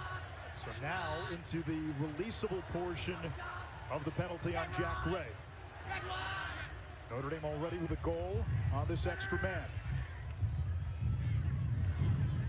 Pat Cavanaugh to brother Chris going upstairs. Helm with a huge save.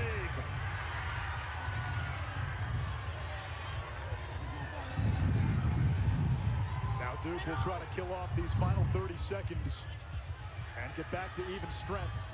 That's a 2-minute man up. Caputo slips. There's Pat Cavanaugh. He falls down. McGuire off the ground.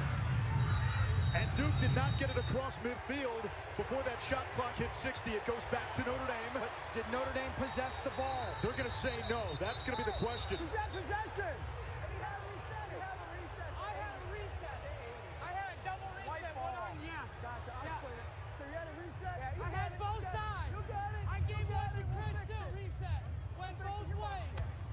Shot clock never reset. The shot clock never reset. We're going to pump it up to 80. It's going to be white ball. Shot clock never reset, white ball. And that's the right call. Pat Cavanaugh did possess the ball. And once he possesses it, you'll see it right here. He's got the ball. Once he possesses it, the shot clock should reset to 80. It never did. Duke got the ball back. So Duke ball, fresh 80-second shot clock.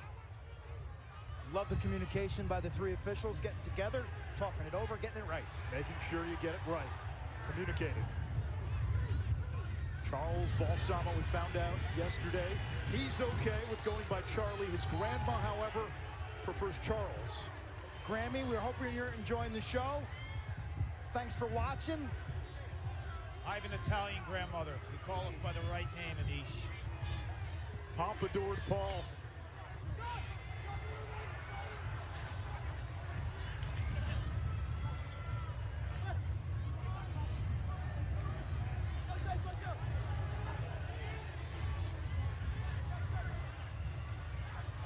Duke's only lead of the game was 1-0. Denenza has a stick check loose. Balsamo, the recovery. Still 20 to shoot. Marco Napolitano, who rode the bench for the last 3 years before starting this year, checks McAdory. McAdory shot on the run. And the backup by the freshman Balsamo, 11 to shoot. Balsamo had 2 goals in the semis. Crease feed behind the back shot, turned away. If Ledman can pick it up, Duke gets a fresh 60.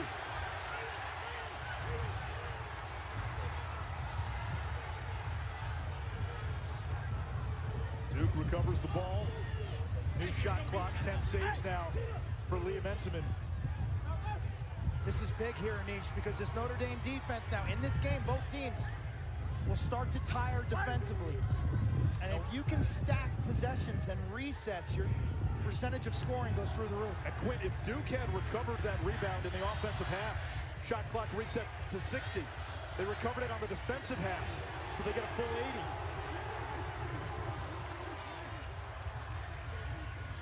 80. Denenza rolls back, fires with the right hand and scores.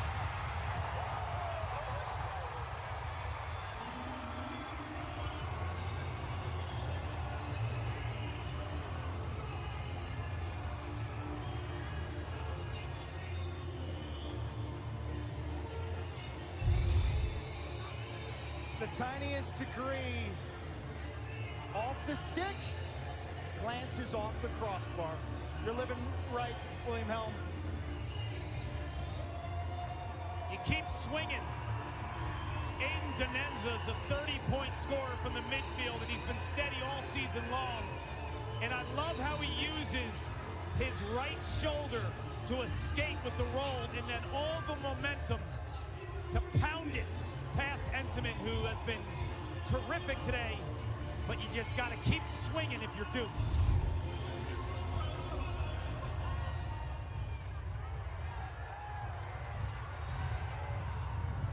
Down. 5 goals in the third quarter for Duke. Stick on stick. After 1 in the first 31.5 minutes. Here comes Lynch. Helm eats it up. Outlets ahead.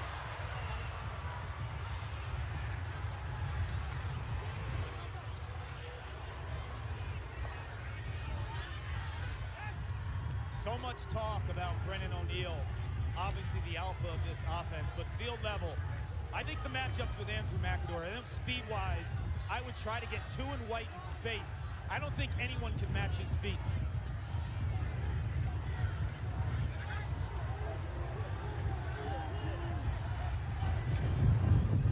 Schelling takes Tevlin behind the cage, now picked up by Napolitano. They get the switch.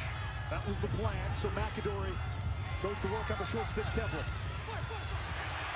Help from Conlin, who led the league, who led the nation in takeaways in 2020 and 2021. Fake, tries to keep it alive. It comes to Dyson Williams. Shot clock does not reset. Nobody established possession. Now O'Neill. He's got the short stick. Tevlin, help's got to come. It comes back to O'Neill. This is the matchup. O'Neill with the right hand too high. Oh, Caputo digs it out. 8 to shoot. Caputo feeding to Schelling, save Entenmann. Parlet off the ground. He's had some big ground balls for the Irish.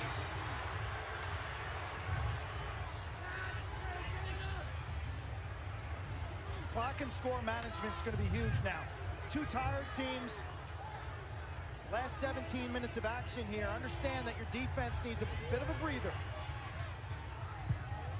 Pat Cavanaugh still out there, still without a point. Has the hamstring all taped up. The left one. Here's Chris Cavanaugh. A goal and an assist for the youngest of 6 Cavanaugh siblings. 5 brothers, sister Colleen. Now Quinn McCann splits past McGuire. No flag. They'll let him play.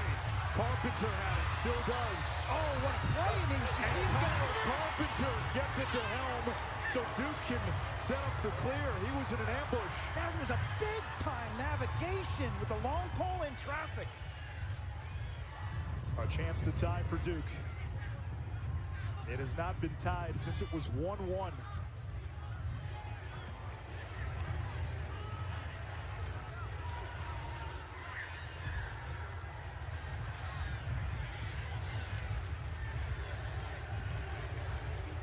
The 6-1 halftime lead for the Irish has almost evaporated. Inside, it goes in! Dyson Williams was there. It looked like he was stunned for a second. We are tied at 7 with a minute and a second to go in quarter number 3.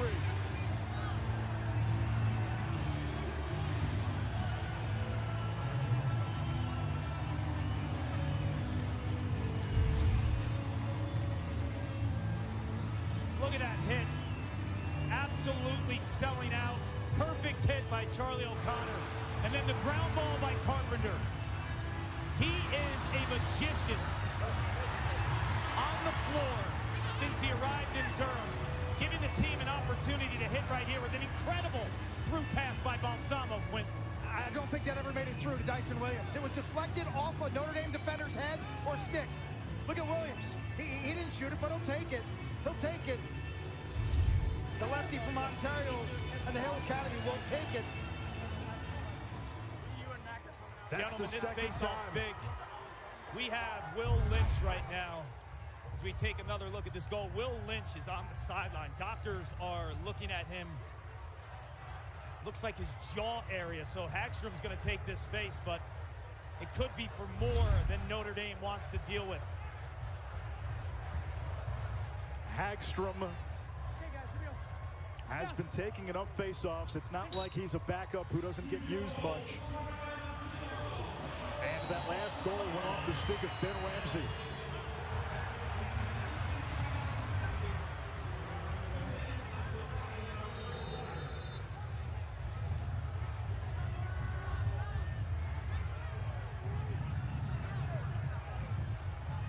They'll ping Duke, and Notre Dame gets the ball off the face-off.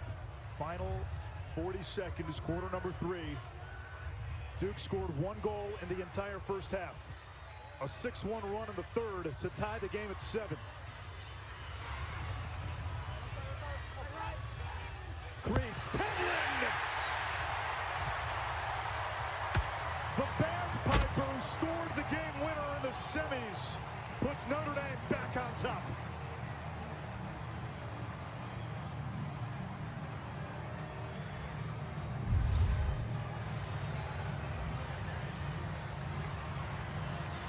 Double team drawn defense is on the carousel. Pass to goal line extended and a well-timed cut by Devlin, who presents the visual target. The pass is a little high, but he makes the handle and then gets pushed. The pass being high actually benefits his ability to finish because he is shot ready at that location rather than having to bring his stick back. He's losing his angle as a righty. Tevlin and McCann log more minutes maybe than any midfielders in college lacrosse, and as a 6-year senior, give him all the minutes he can handle. The bagpipes Tevlin uses before each game belonged to his brother Brendan, who was killed in 2014 in a random act of violence by a deranged jihadist. He carries Brendan's memory. He talks about having an angel. Andy Shea of Yale has called him one of the greatest leaders he's ever been around. Came to Notre Dame as a grad transfer, voted a captain, and he scored some big goals here on championship weekend. Chance here, McCann with time running down in the third. Now Chris Cavanaugh from the crease, diving. The goal is good.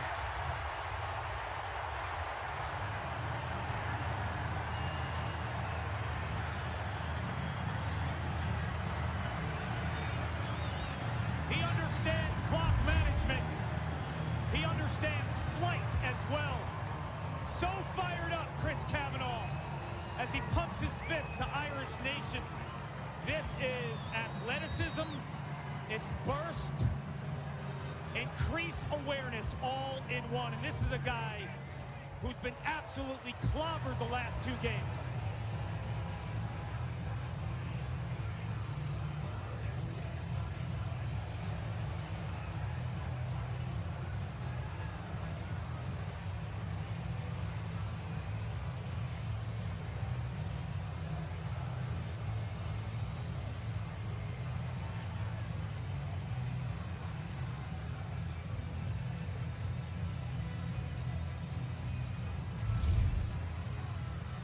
Officials say Cavanaugh avoided the goal mouth when he landed. 6/10 of a second to go, and Notre Dame will face off with a long pole. Third quarter comes to an end. Kevin Corrigan watched Duke rally from 6-1 down to tie the game at 7. Then Pat Cavanaugh with an assist to Tevlin to make it 8-7. Chris Cavanaugh gives the Irish a 2-goal cushion heading into the final quarter.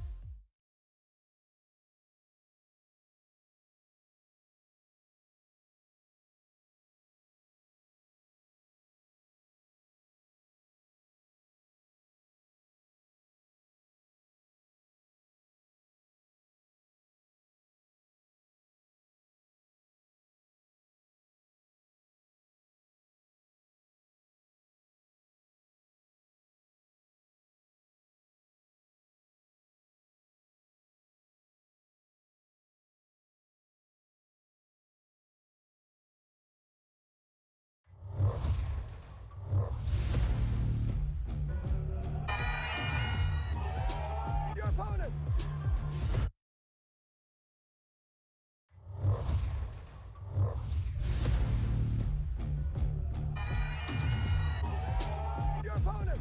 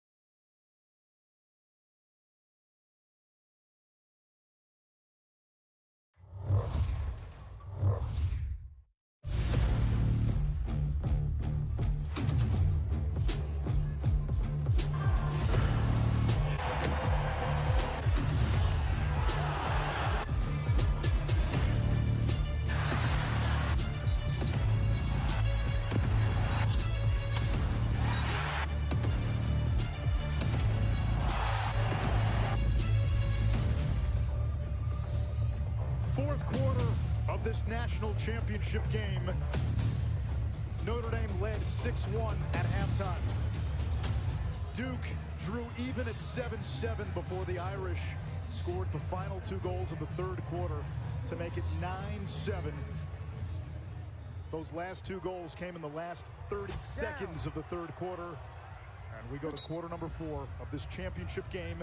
Notre Dame has never won a championship in lacrosse. Duke seeking its 4th title. Will Lynch, who was getting looked at on the sideline, back out there, took the face-off. He won it. Duke won it back. And then Notre Dame gets it right back. Frisoli lost it. And Tevlin will wait for the offensive personnel. Frisoli got sandwiched. The Duke bench wanting a push call or from the rear.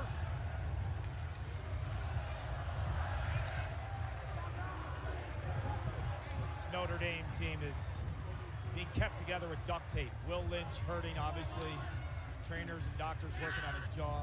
Pat Cavanaugh getting stretched out, can barely walk.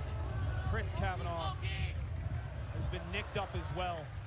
This is a team that is fighting with every last inch they have.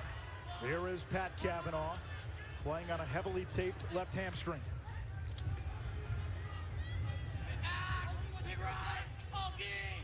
Cavanaugh sets the pick for Simmons. Cavanaugh prevents the turnover.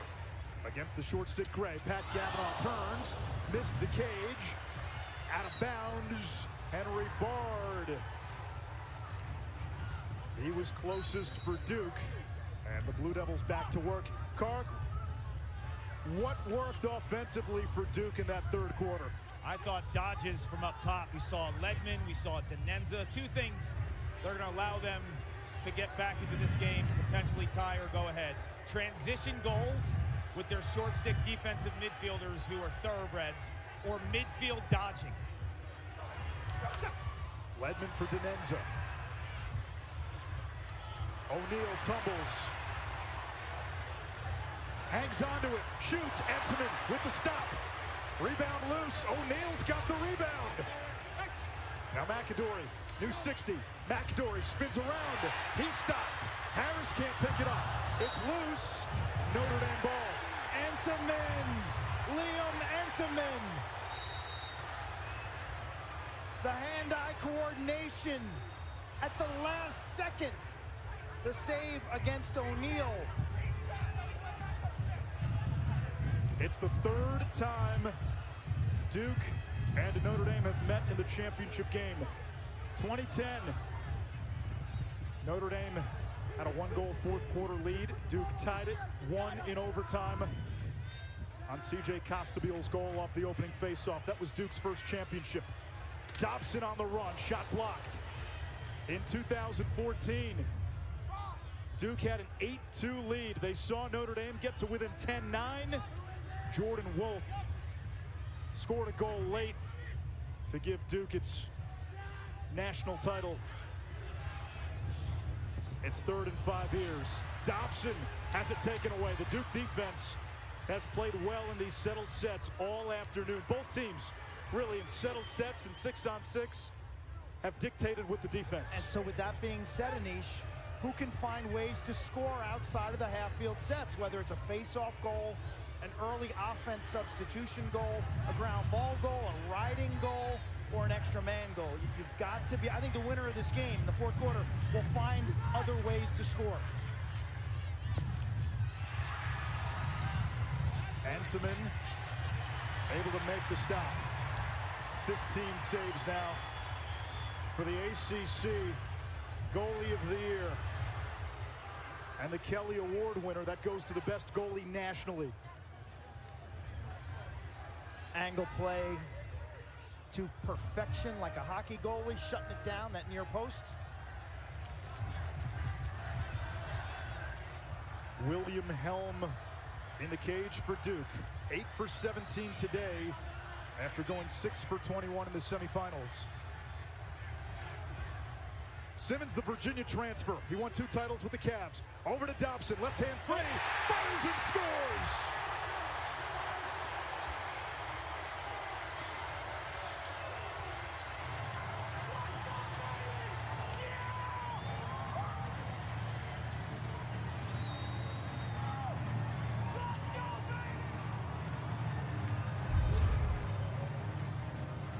Entenmann started playing goalie as a youngster in Massapequa, Long Island. A rec program, the Massapequa Mud Dogs. He told me every second of his lacrosse career he's been dreaming of playing for a national championship. Given the opportunity, he shut the door. To the Florida flamethrower, the hitch, he plants his foot and absolutely increases his angle and dusts the defense. A lot of players will catch that. They'll have that small opening. He knows the best move against Wilson, 44 in white, is to plant the foot, get him to overextend, and have to flip his hips. So he's shooting at so much more net. That is a gorgeous goal for young players to emulate. You mentioned the hitch, Clark, driving towards the middle, yanking the ball to the near low corner, and not shooting into the oncoming stick of the defender. Just underneath that stick. A lot of nuance and subtleties on that play. 3 straight for Notre Dame after Duke had tied the game at 7.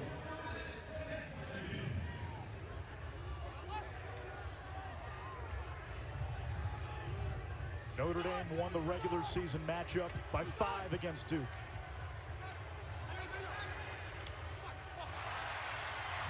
Irish defense making things hectic.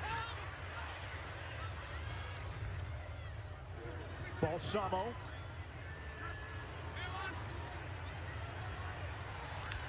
Denied by Entenmann.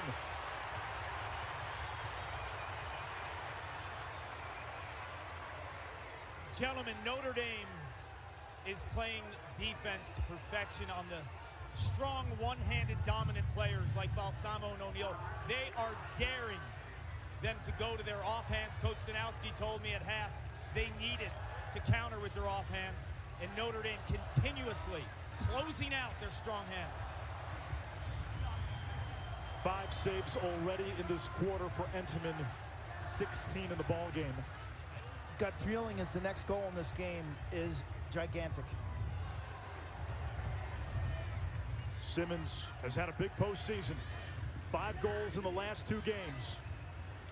Chris Cavanaugh, saved by Helm. And now Pat Cavanaugh staring down the goalie. 9 saves for Helm.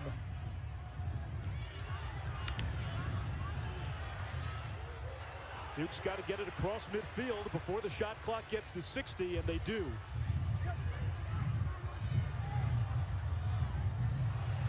Caputo! Nobody picked him up! And Owen Caputo, a 20-goal scorer 2 years ago, gets one back for Duke. Quint, you said it. get out of the settled sets, transition, unsettled. Duke takes advantage. That's where the windows are against this really buttoned up Notre Dame defense. Strike before they're set up in their matchups and comfortable. So right from the substitution box, Notre Dame's only got 5 on defense. Caputo sniffs it out, puts himself dead center from about 10 yards. I mean, that is an optimal shot and a little level change. He drops it low. Remember earlier, he went low to low? This time he lifts it, Kark. He does, but the subtle movement towards his teammate O'Connor, Notre Dame kind of envisions Caputo giving that up as a passer. It gives him that extra beat to keep his hands free. You see Endeman going after his defense. You got to get in, check up call numbers, and number one thing there, stop the ball. Lynch and Naso. Naso, a first-team All-American. For Notre Dame, face-offs are a communal affair. This is intense. This is great. Look at this. Championship face-off. Get it going your way. Get it going your way. Use your feet. Kick it. This is something. Talk. Work with each other. And it's Jose Boyer.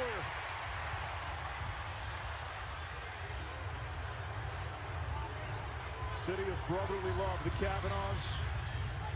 You got the Boyers, Jose, and brother Keith plays for Duke. Ramsey thought about it. Notre Dame resets. Less than 8 minutes to go in this championship game. 30,000 plus in attendance at Lincoln Financial Field in Philadelphia.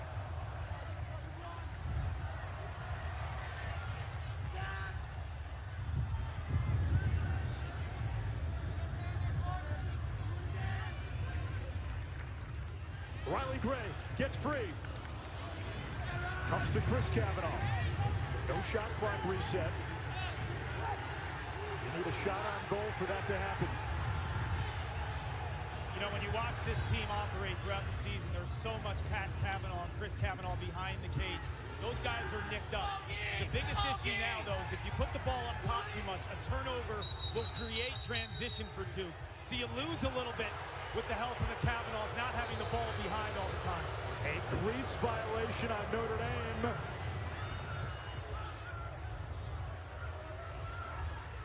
This is Jake Caputo. Spills across midfield. Flag down. And a man up coming for Duke as Caputo, a little ginger after taking the hit. Kavanaughs can't believe it. They are the teeth of this Notre Dame ride.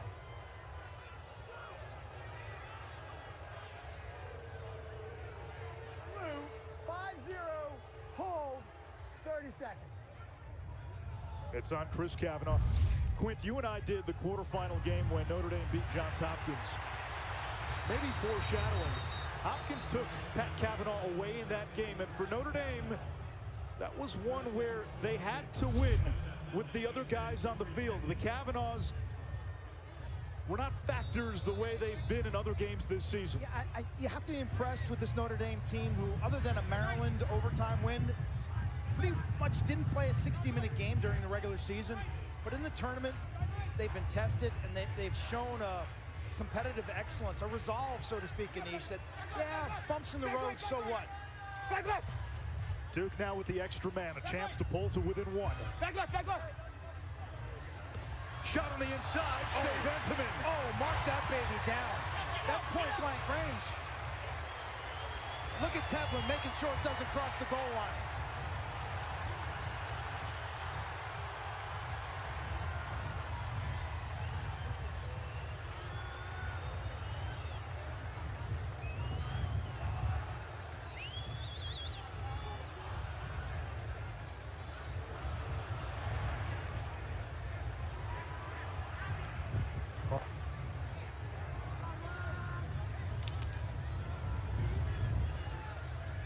McCann trying to get loose from Wilson. McCann still has it, bounces it. Did it go in? They say no. It hit the pipe. Look at the ride. The ride by Notre Dame. Just chopping bodies. The Irish get it back, and it's a fresh 80. That is vicious. You cannot catch your breath. Clearing against the Irish.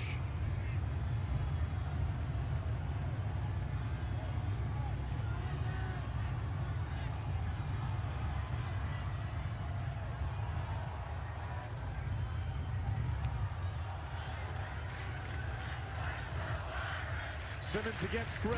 Shoots on the run and scores!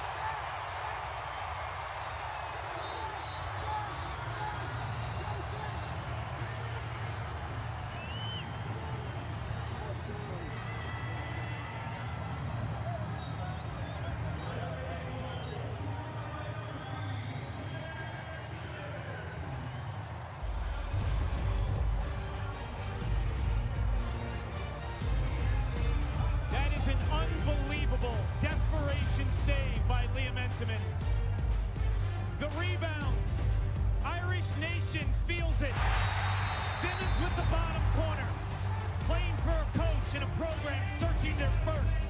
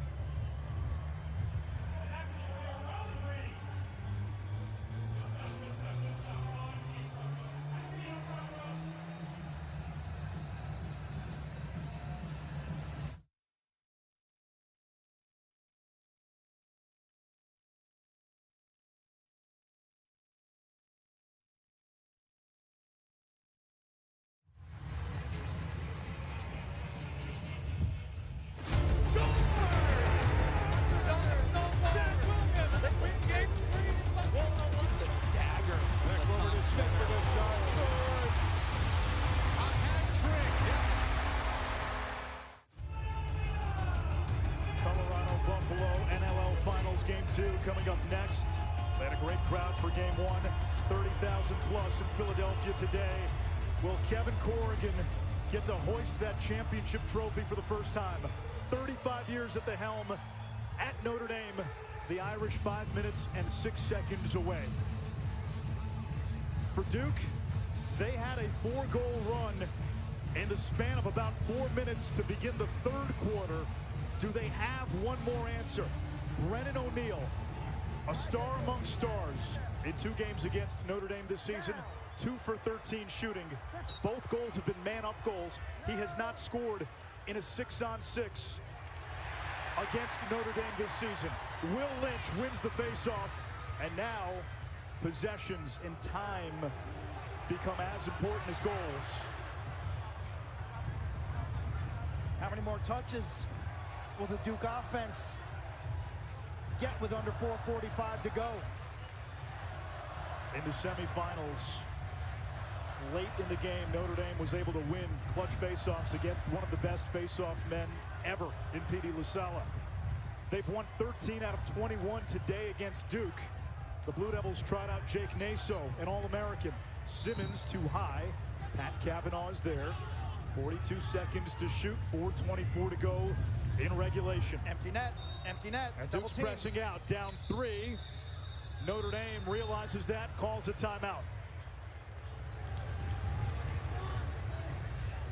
Kark, you know Pat Cavanaugh's banged up. When he touches the ball, that's not a bad idea.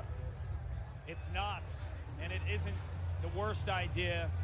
If you thought a little bit defensive right now, Nation, maybe even subbed him in for another midfielder and used the substitution box to your advantage so you could think defensively there. Pat Cavanaugh's not going to give you a ton in the ride. You have some athletic guys that can play behind the cage like a Riley Gray, and you can think defensively with having guys like McCann and Tevlin on the field. This is where the two-way midi really pops for Notre Dame.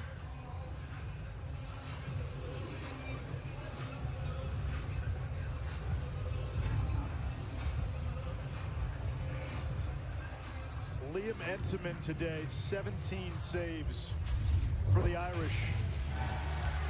Tell you, he waited his time when he was a high school goalie. Love Notre Dame.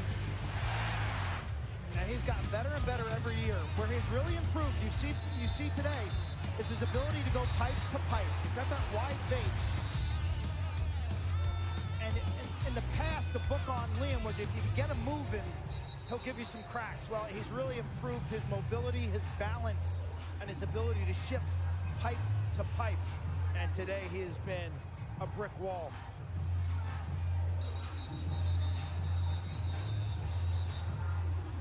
"17 saves, a season high.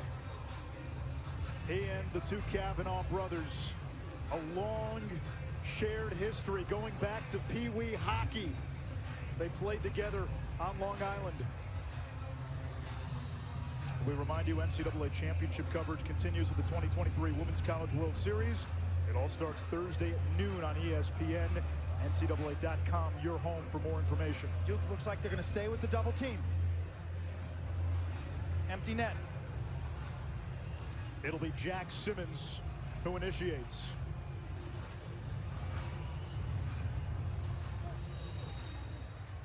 Simmons over to Taylor. On the empty net, Notre Dame by 4.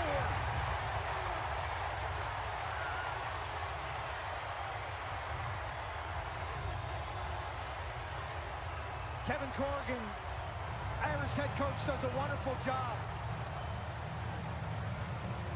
He takes Pat Cavanaugh out of the game here and substitutes players with better wheels.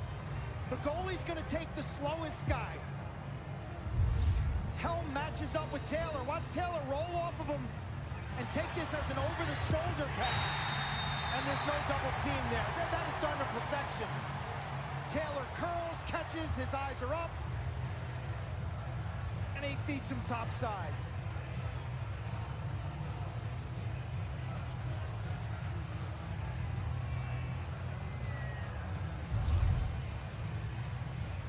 A 5-1 scoring run for Notre Dame after Duke tied the game at 7. Irish led 6-1 at halftime. Can Naso give Duke momentum? Lynch has him tied up. We get a hold. It's against Duke. Notre Dame ball. 4-goal lead, 4:14 to go. Duke's got to press out. Duke's got to extend. Kark, the game changer on championship weekend for the Irish. They're winning faceoffs. Will Lynch has been incredible. And I saw the doctors working on him for an extensive amount of time, checking his jaw and inside his mouth. He has just battled and battled and battled. And we talk about how they lose sometimes the statistic battle at the face-off. They won the statistical battle at the face-off this weekend, and they won the overall face-off war where everyone gets involved. 4-1 Notre Dame on fourth quarter face-offs today. McCann splits the double, hangs on to it. McCann shoots, scores!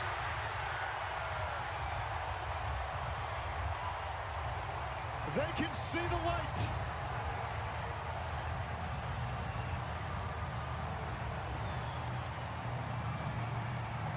There's a look at Liz Corrigan.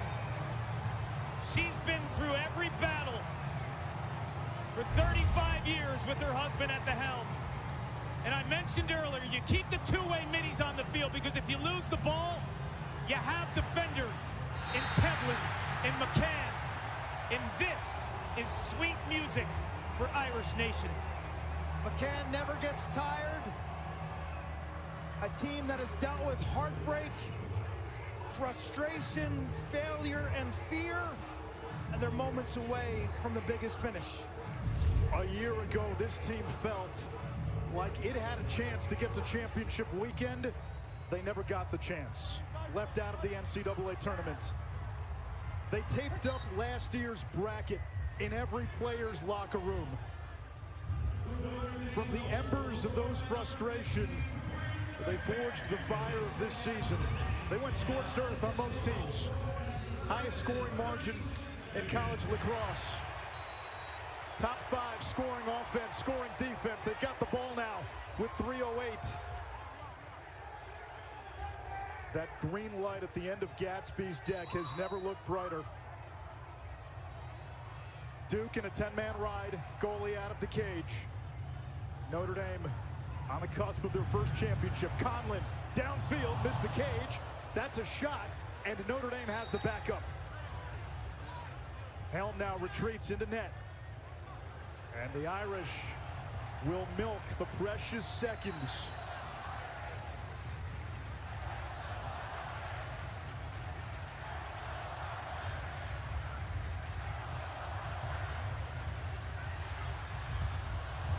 Pat Cavanaugh thinks better about it. 2:30 to go. Cavanaugh, bad hamstring and all, lost it. Brower's got it.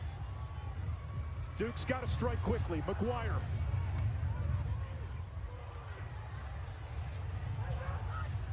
Here's the pole.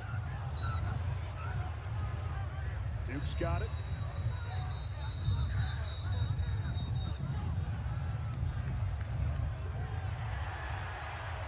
We get an offsides call against Duke.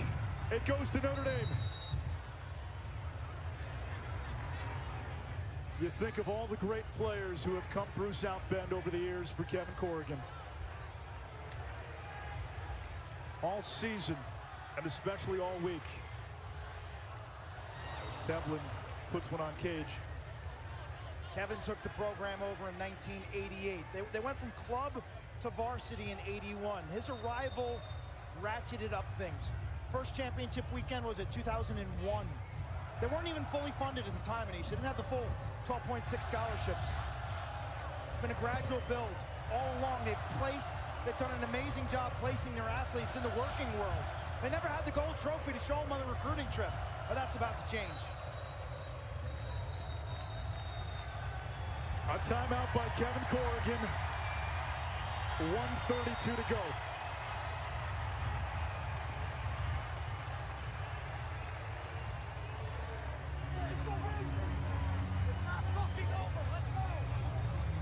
This celebration will be epic.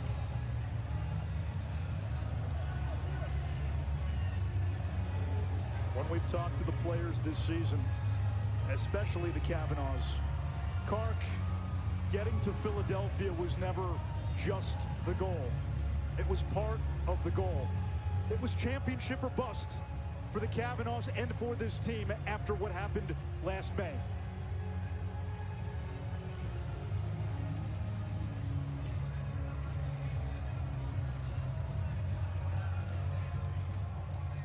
'90, first time in the NCAA tournament. Semi-finalist 11 years later. Lost a heartbreaker of a championship in 2010 to Duke. Another in 2014 also to Duke. The Blue Devils have been their bête noire. And championship weekend, Quinn, for Notre Dame this year, it represented an exorcism. Virginia had beaten them 6 straight. They found a way against Virginia on Saturday. Duke had knocked them out of the NCAA tournament 5 times, starting with that 2010 title game. And now you're about to take down the Blue Devils, the team that have haunted your dreams and paid rent in your nightmares.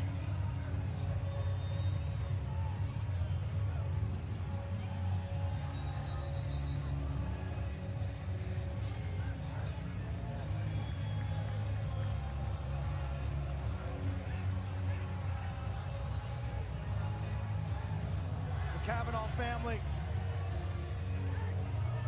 Liz Corrigan, Will Corrigan. They should let him run the field.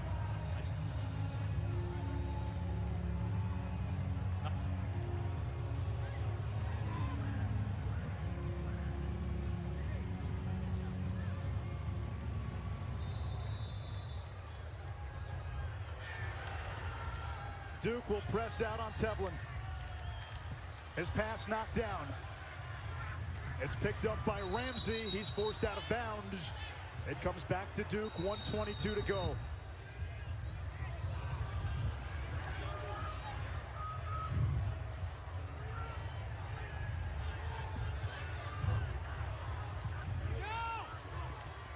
McGuire, saved by Entenmann, and that should do it. Entenmann should be the weekend's MVP. So our time trophy still hangs in the balance. I got no clue.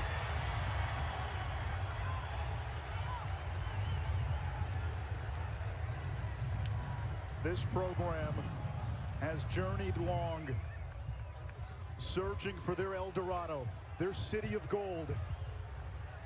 There's a poem in which it's this elusive obstacle. You get close, but you never quite get there. That is about to change.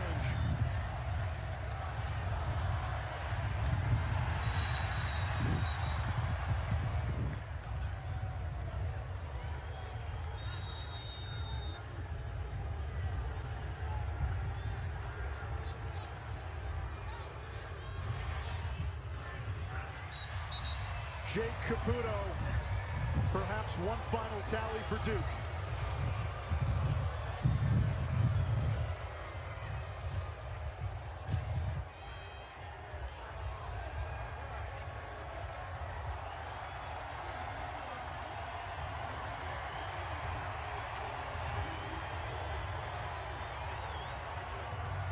Talk about grit.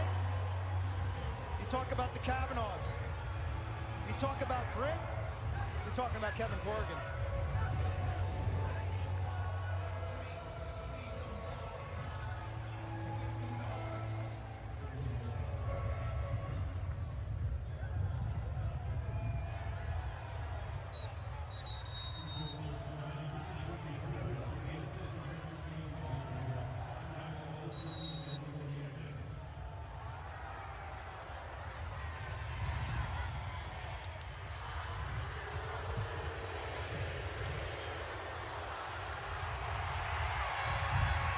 The Fighting Irish play like a champion today.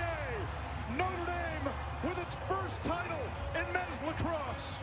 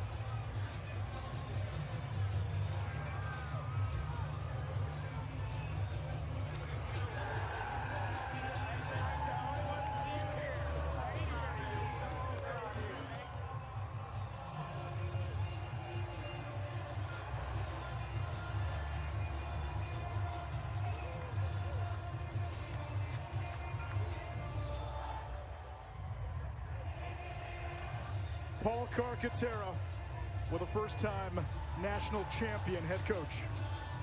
The guts, the grit. I said in the fourth quarter you were held together with duct tape, this team.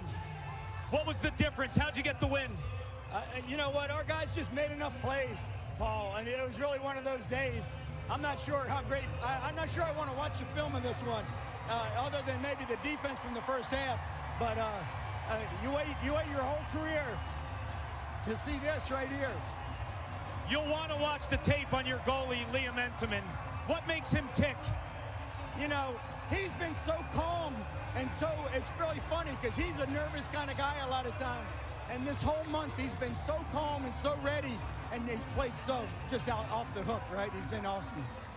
You think about this journey from last May to now, sitting at home during the playoffs to winning a national championship. How would you describe the journey?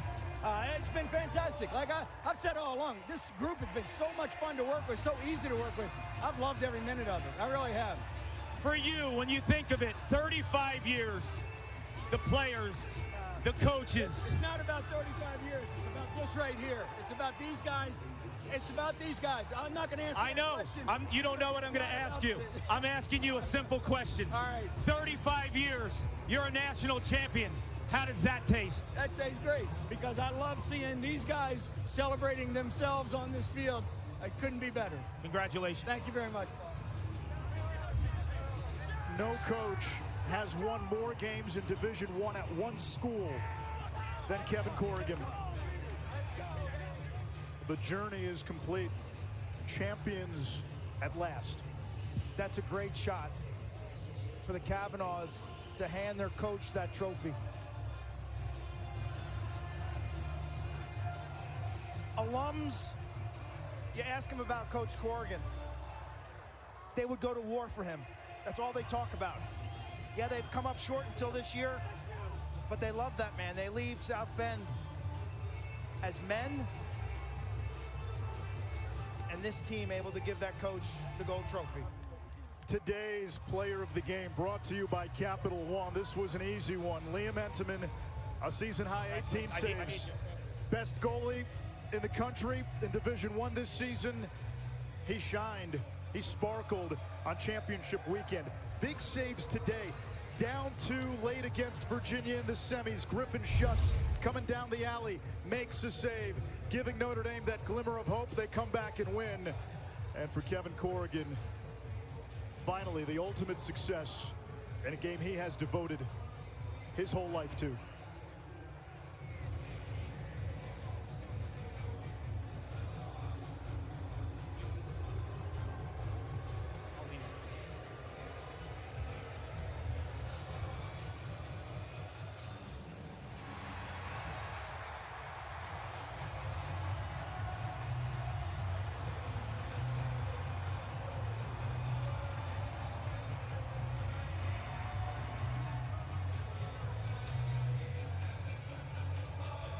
Down to Kark. Pat Cavanaugh, Chris Cavanaugh, national champion brothers. My first question is, how did you play with that leg? Yeah, honestly, I've been waiting too long for this game. 60 minutes for the rest of my life. I've got a lot of support from my family, my coaches, my medical staff. And Liam Entenmann actually sent me a text message last night about Mike Day, who's a soldier who took about 20 bullet shots and a grenade and still got up and killed two of his enemies. And Liam said, if this guy can do this, you could play through a little hamstring injury. So I said that was all the motivation I needed. Thank you, Liam, for sending me that text. It's Memorial Day. Couldn't be prouder to get this done on Memorial Day. Thank you to our troops. This is just unbelievable. It's so surreal. When you think of this journey, I visited both of you in South Bend in April, and behind your locker, you had the brackets from last year. How much did those brackets drive this team? Yeah, we used it as motivation. Kept it in the back of our minds every day. Every day we went to the locker room, looked at our lockers, put our gear on. We saw that, and we just used that to fueled us all year, honestly. I saw Duke didn't like to talk about it. We like to talk about it. So, yeah, I don't want to talk about it anymore, though. We won the national championship. That's all that matters. So, you dreamed of this moment. You told me it was on your mind when you were a little kid in those stands. Now you have your arm around his shoulder. How does that feel? It means everything. We've been through so much together. Unspeakable things. Like, this is it. This is the dream come true. I couldn't have done it without his support. I mean, look around. You do it with your fucking brother. It means everything. Sorry for the language, but I'm sorry. You have your siblings up there. You have your older brother, Matt, who started this Cavanaugh train. What are you going to tell him when you see him? Thank you. Thank you for getting this dream started. It would have been possible without him. So I owe him, I owe my family, everything. So thank you, Matt. Thank you, everyone in my family. I've been covering the sport of lacrosse for a long, long time. I don't remember two brothers as tough as both of you with the heart. Congratulations. Thank you. I appreciate it. Thank you. I appreciate it. Pat and Chris Kavanaugh and this team with its singular mission of bringing that first championship to South Bend in men's lacrosse. They do it. Kevin Corrigan at the helm since the late 80s.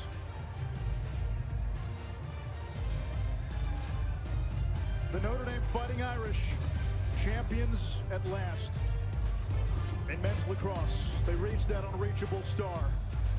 As the final stanza goes, over the mountains of the moon, down the valley of the shadow, ride, boldly ride, they did.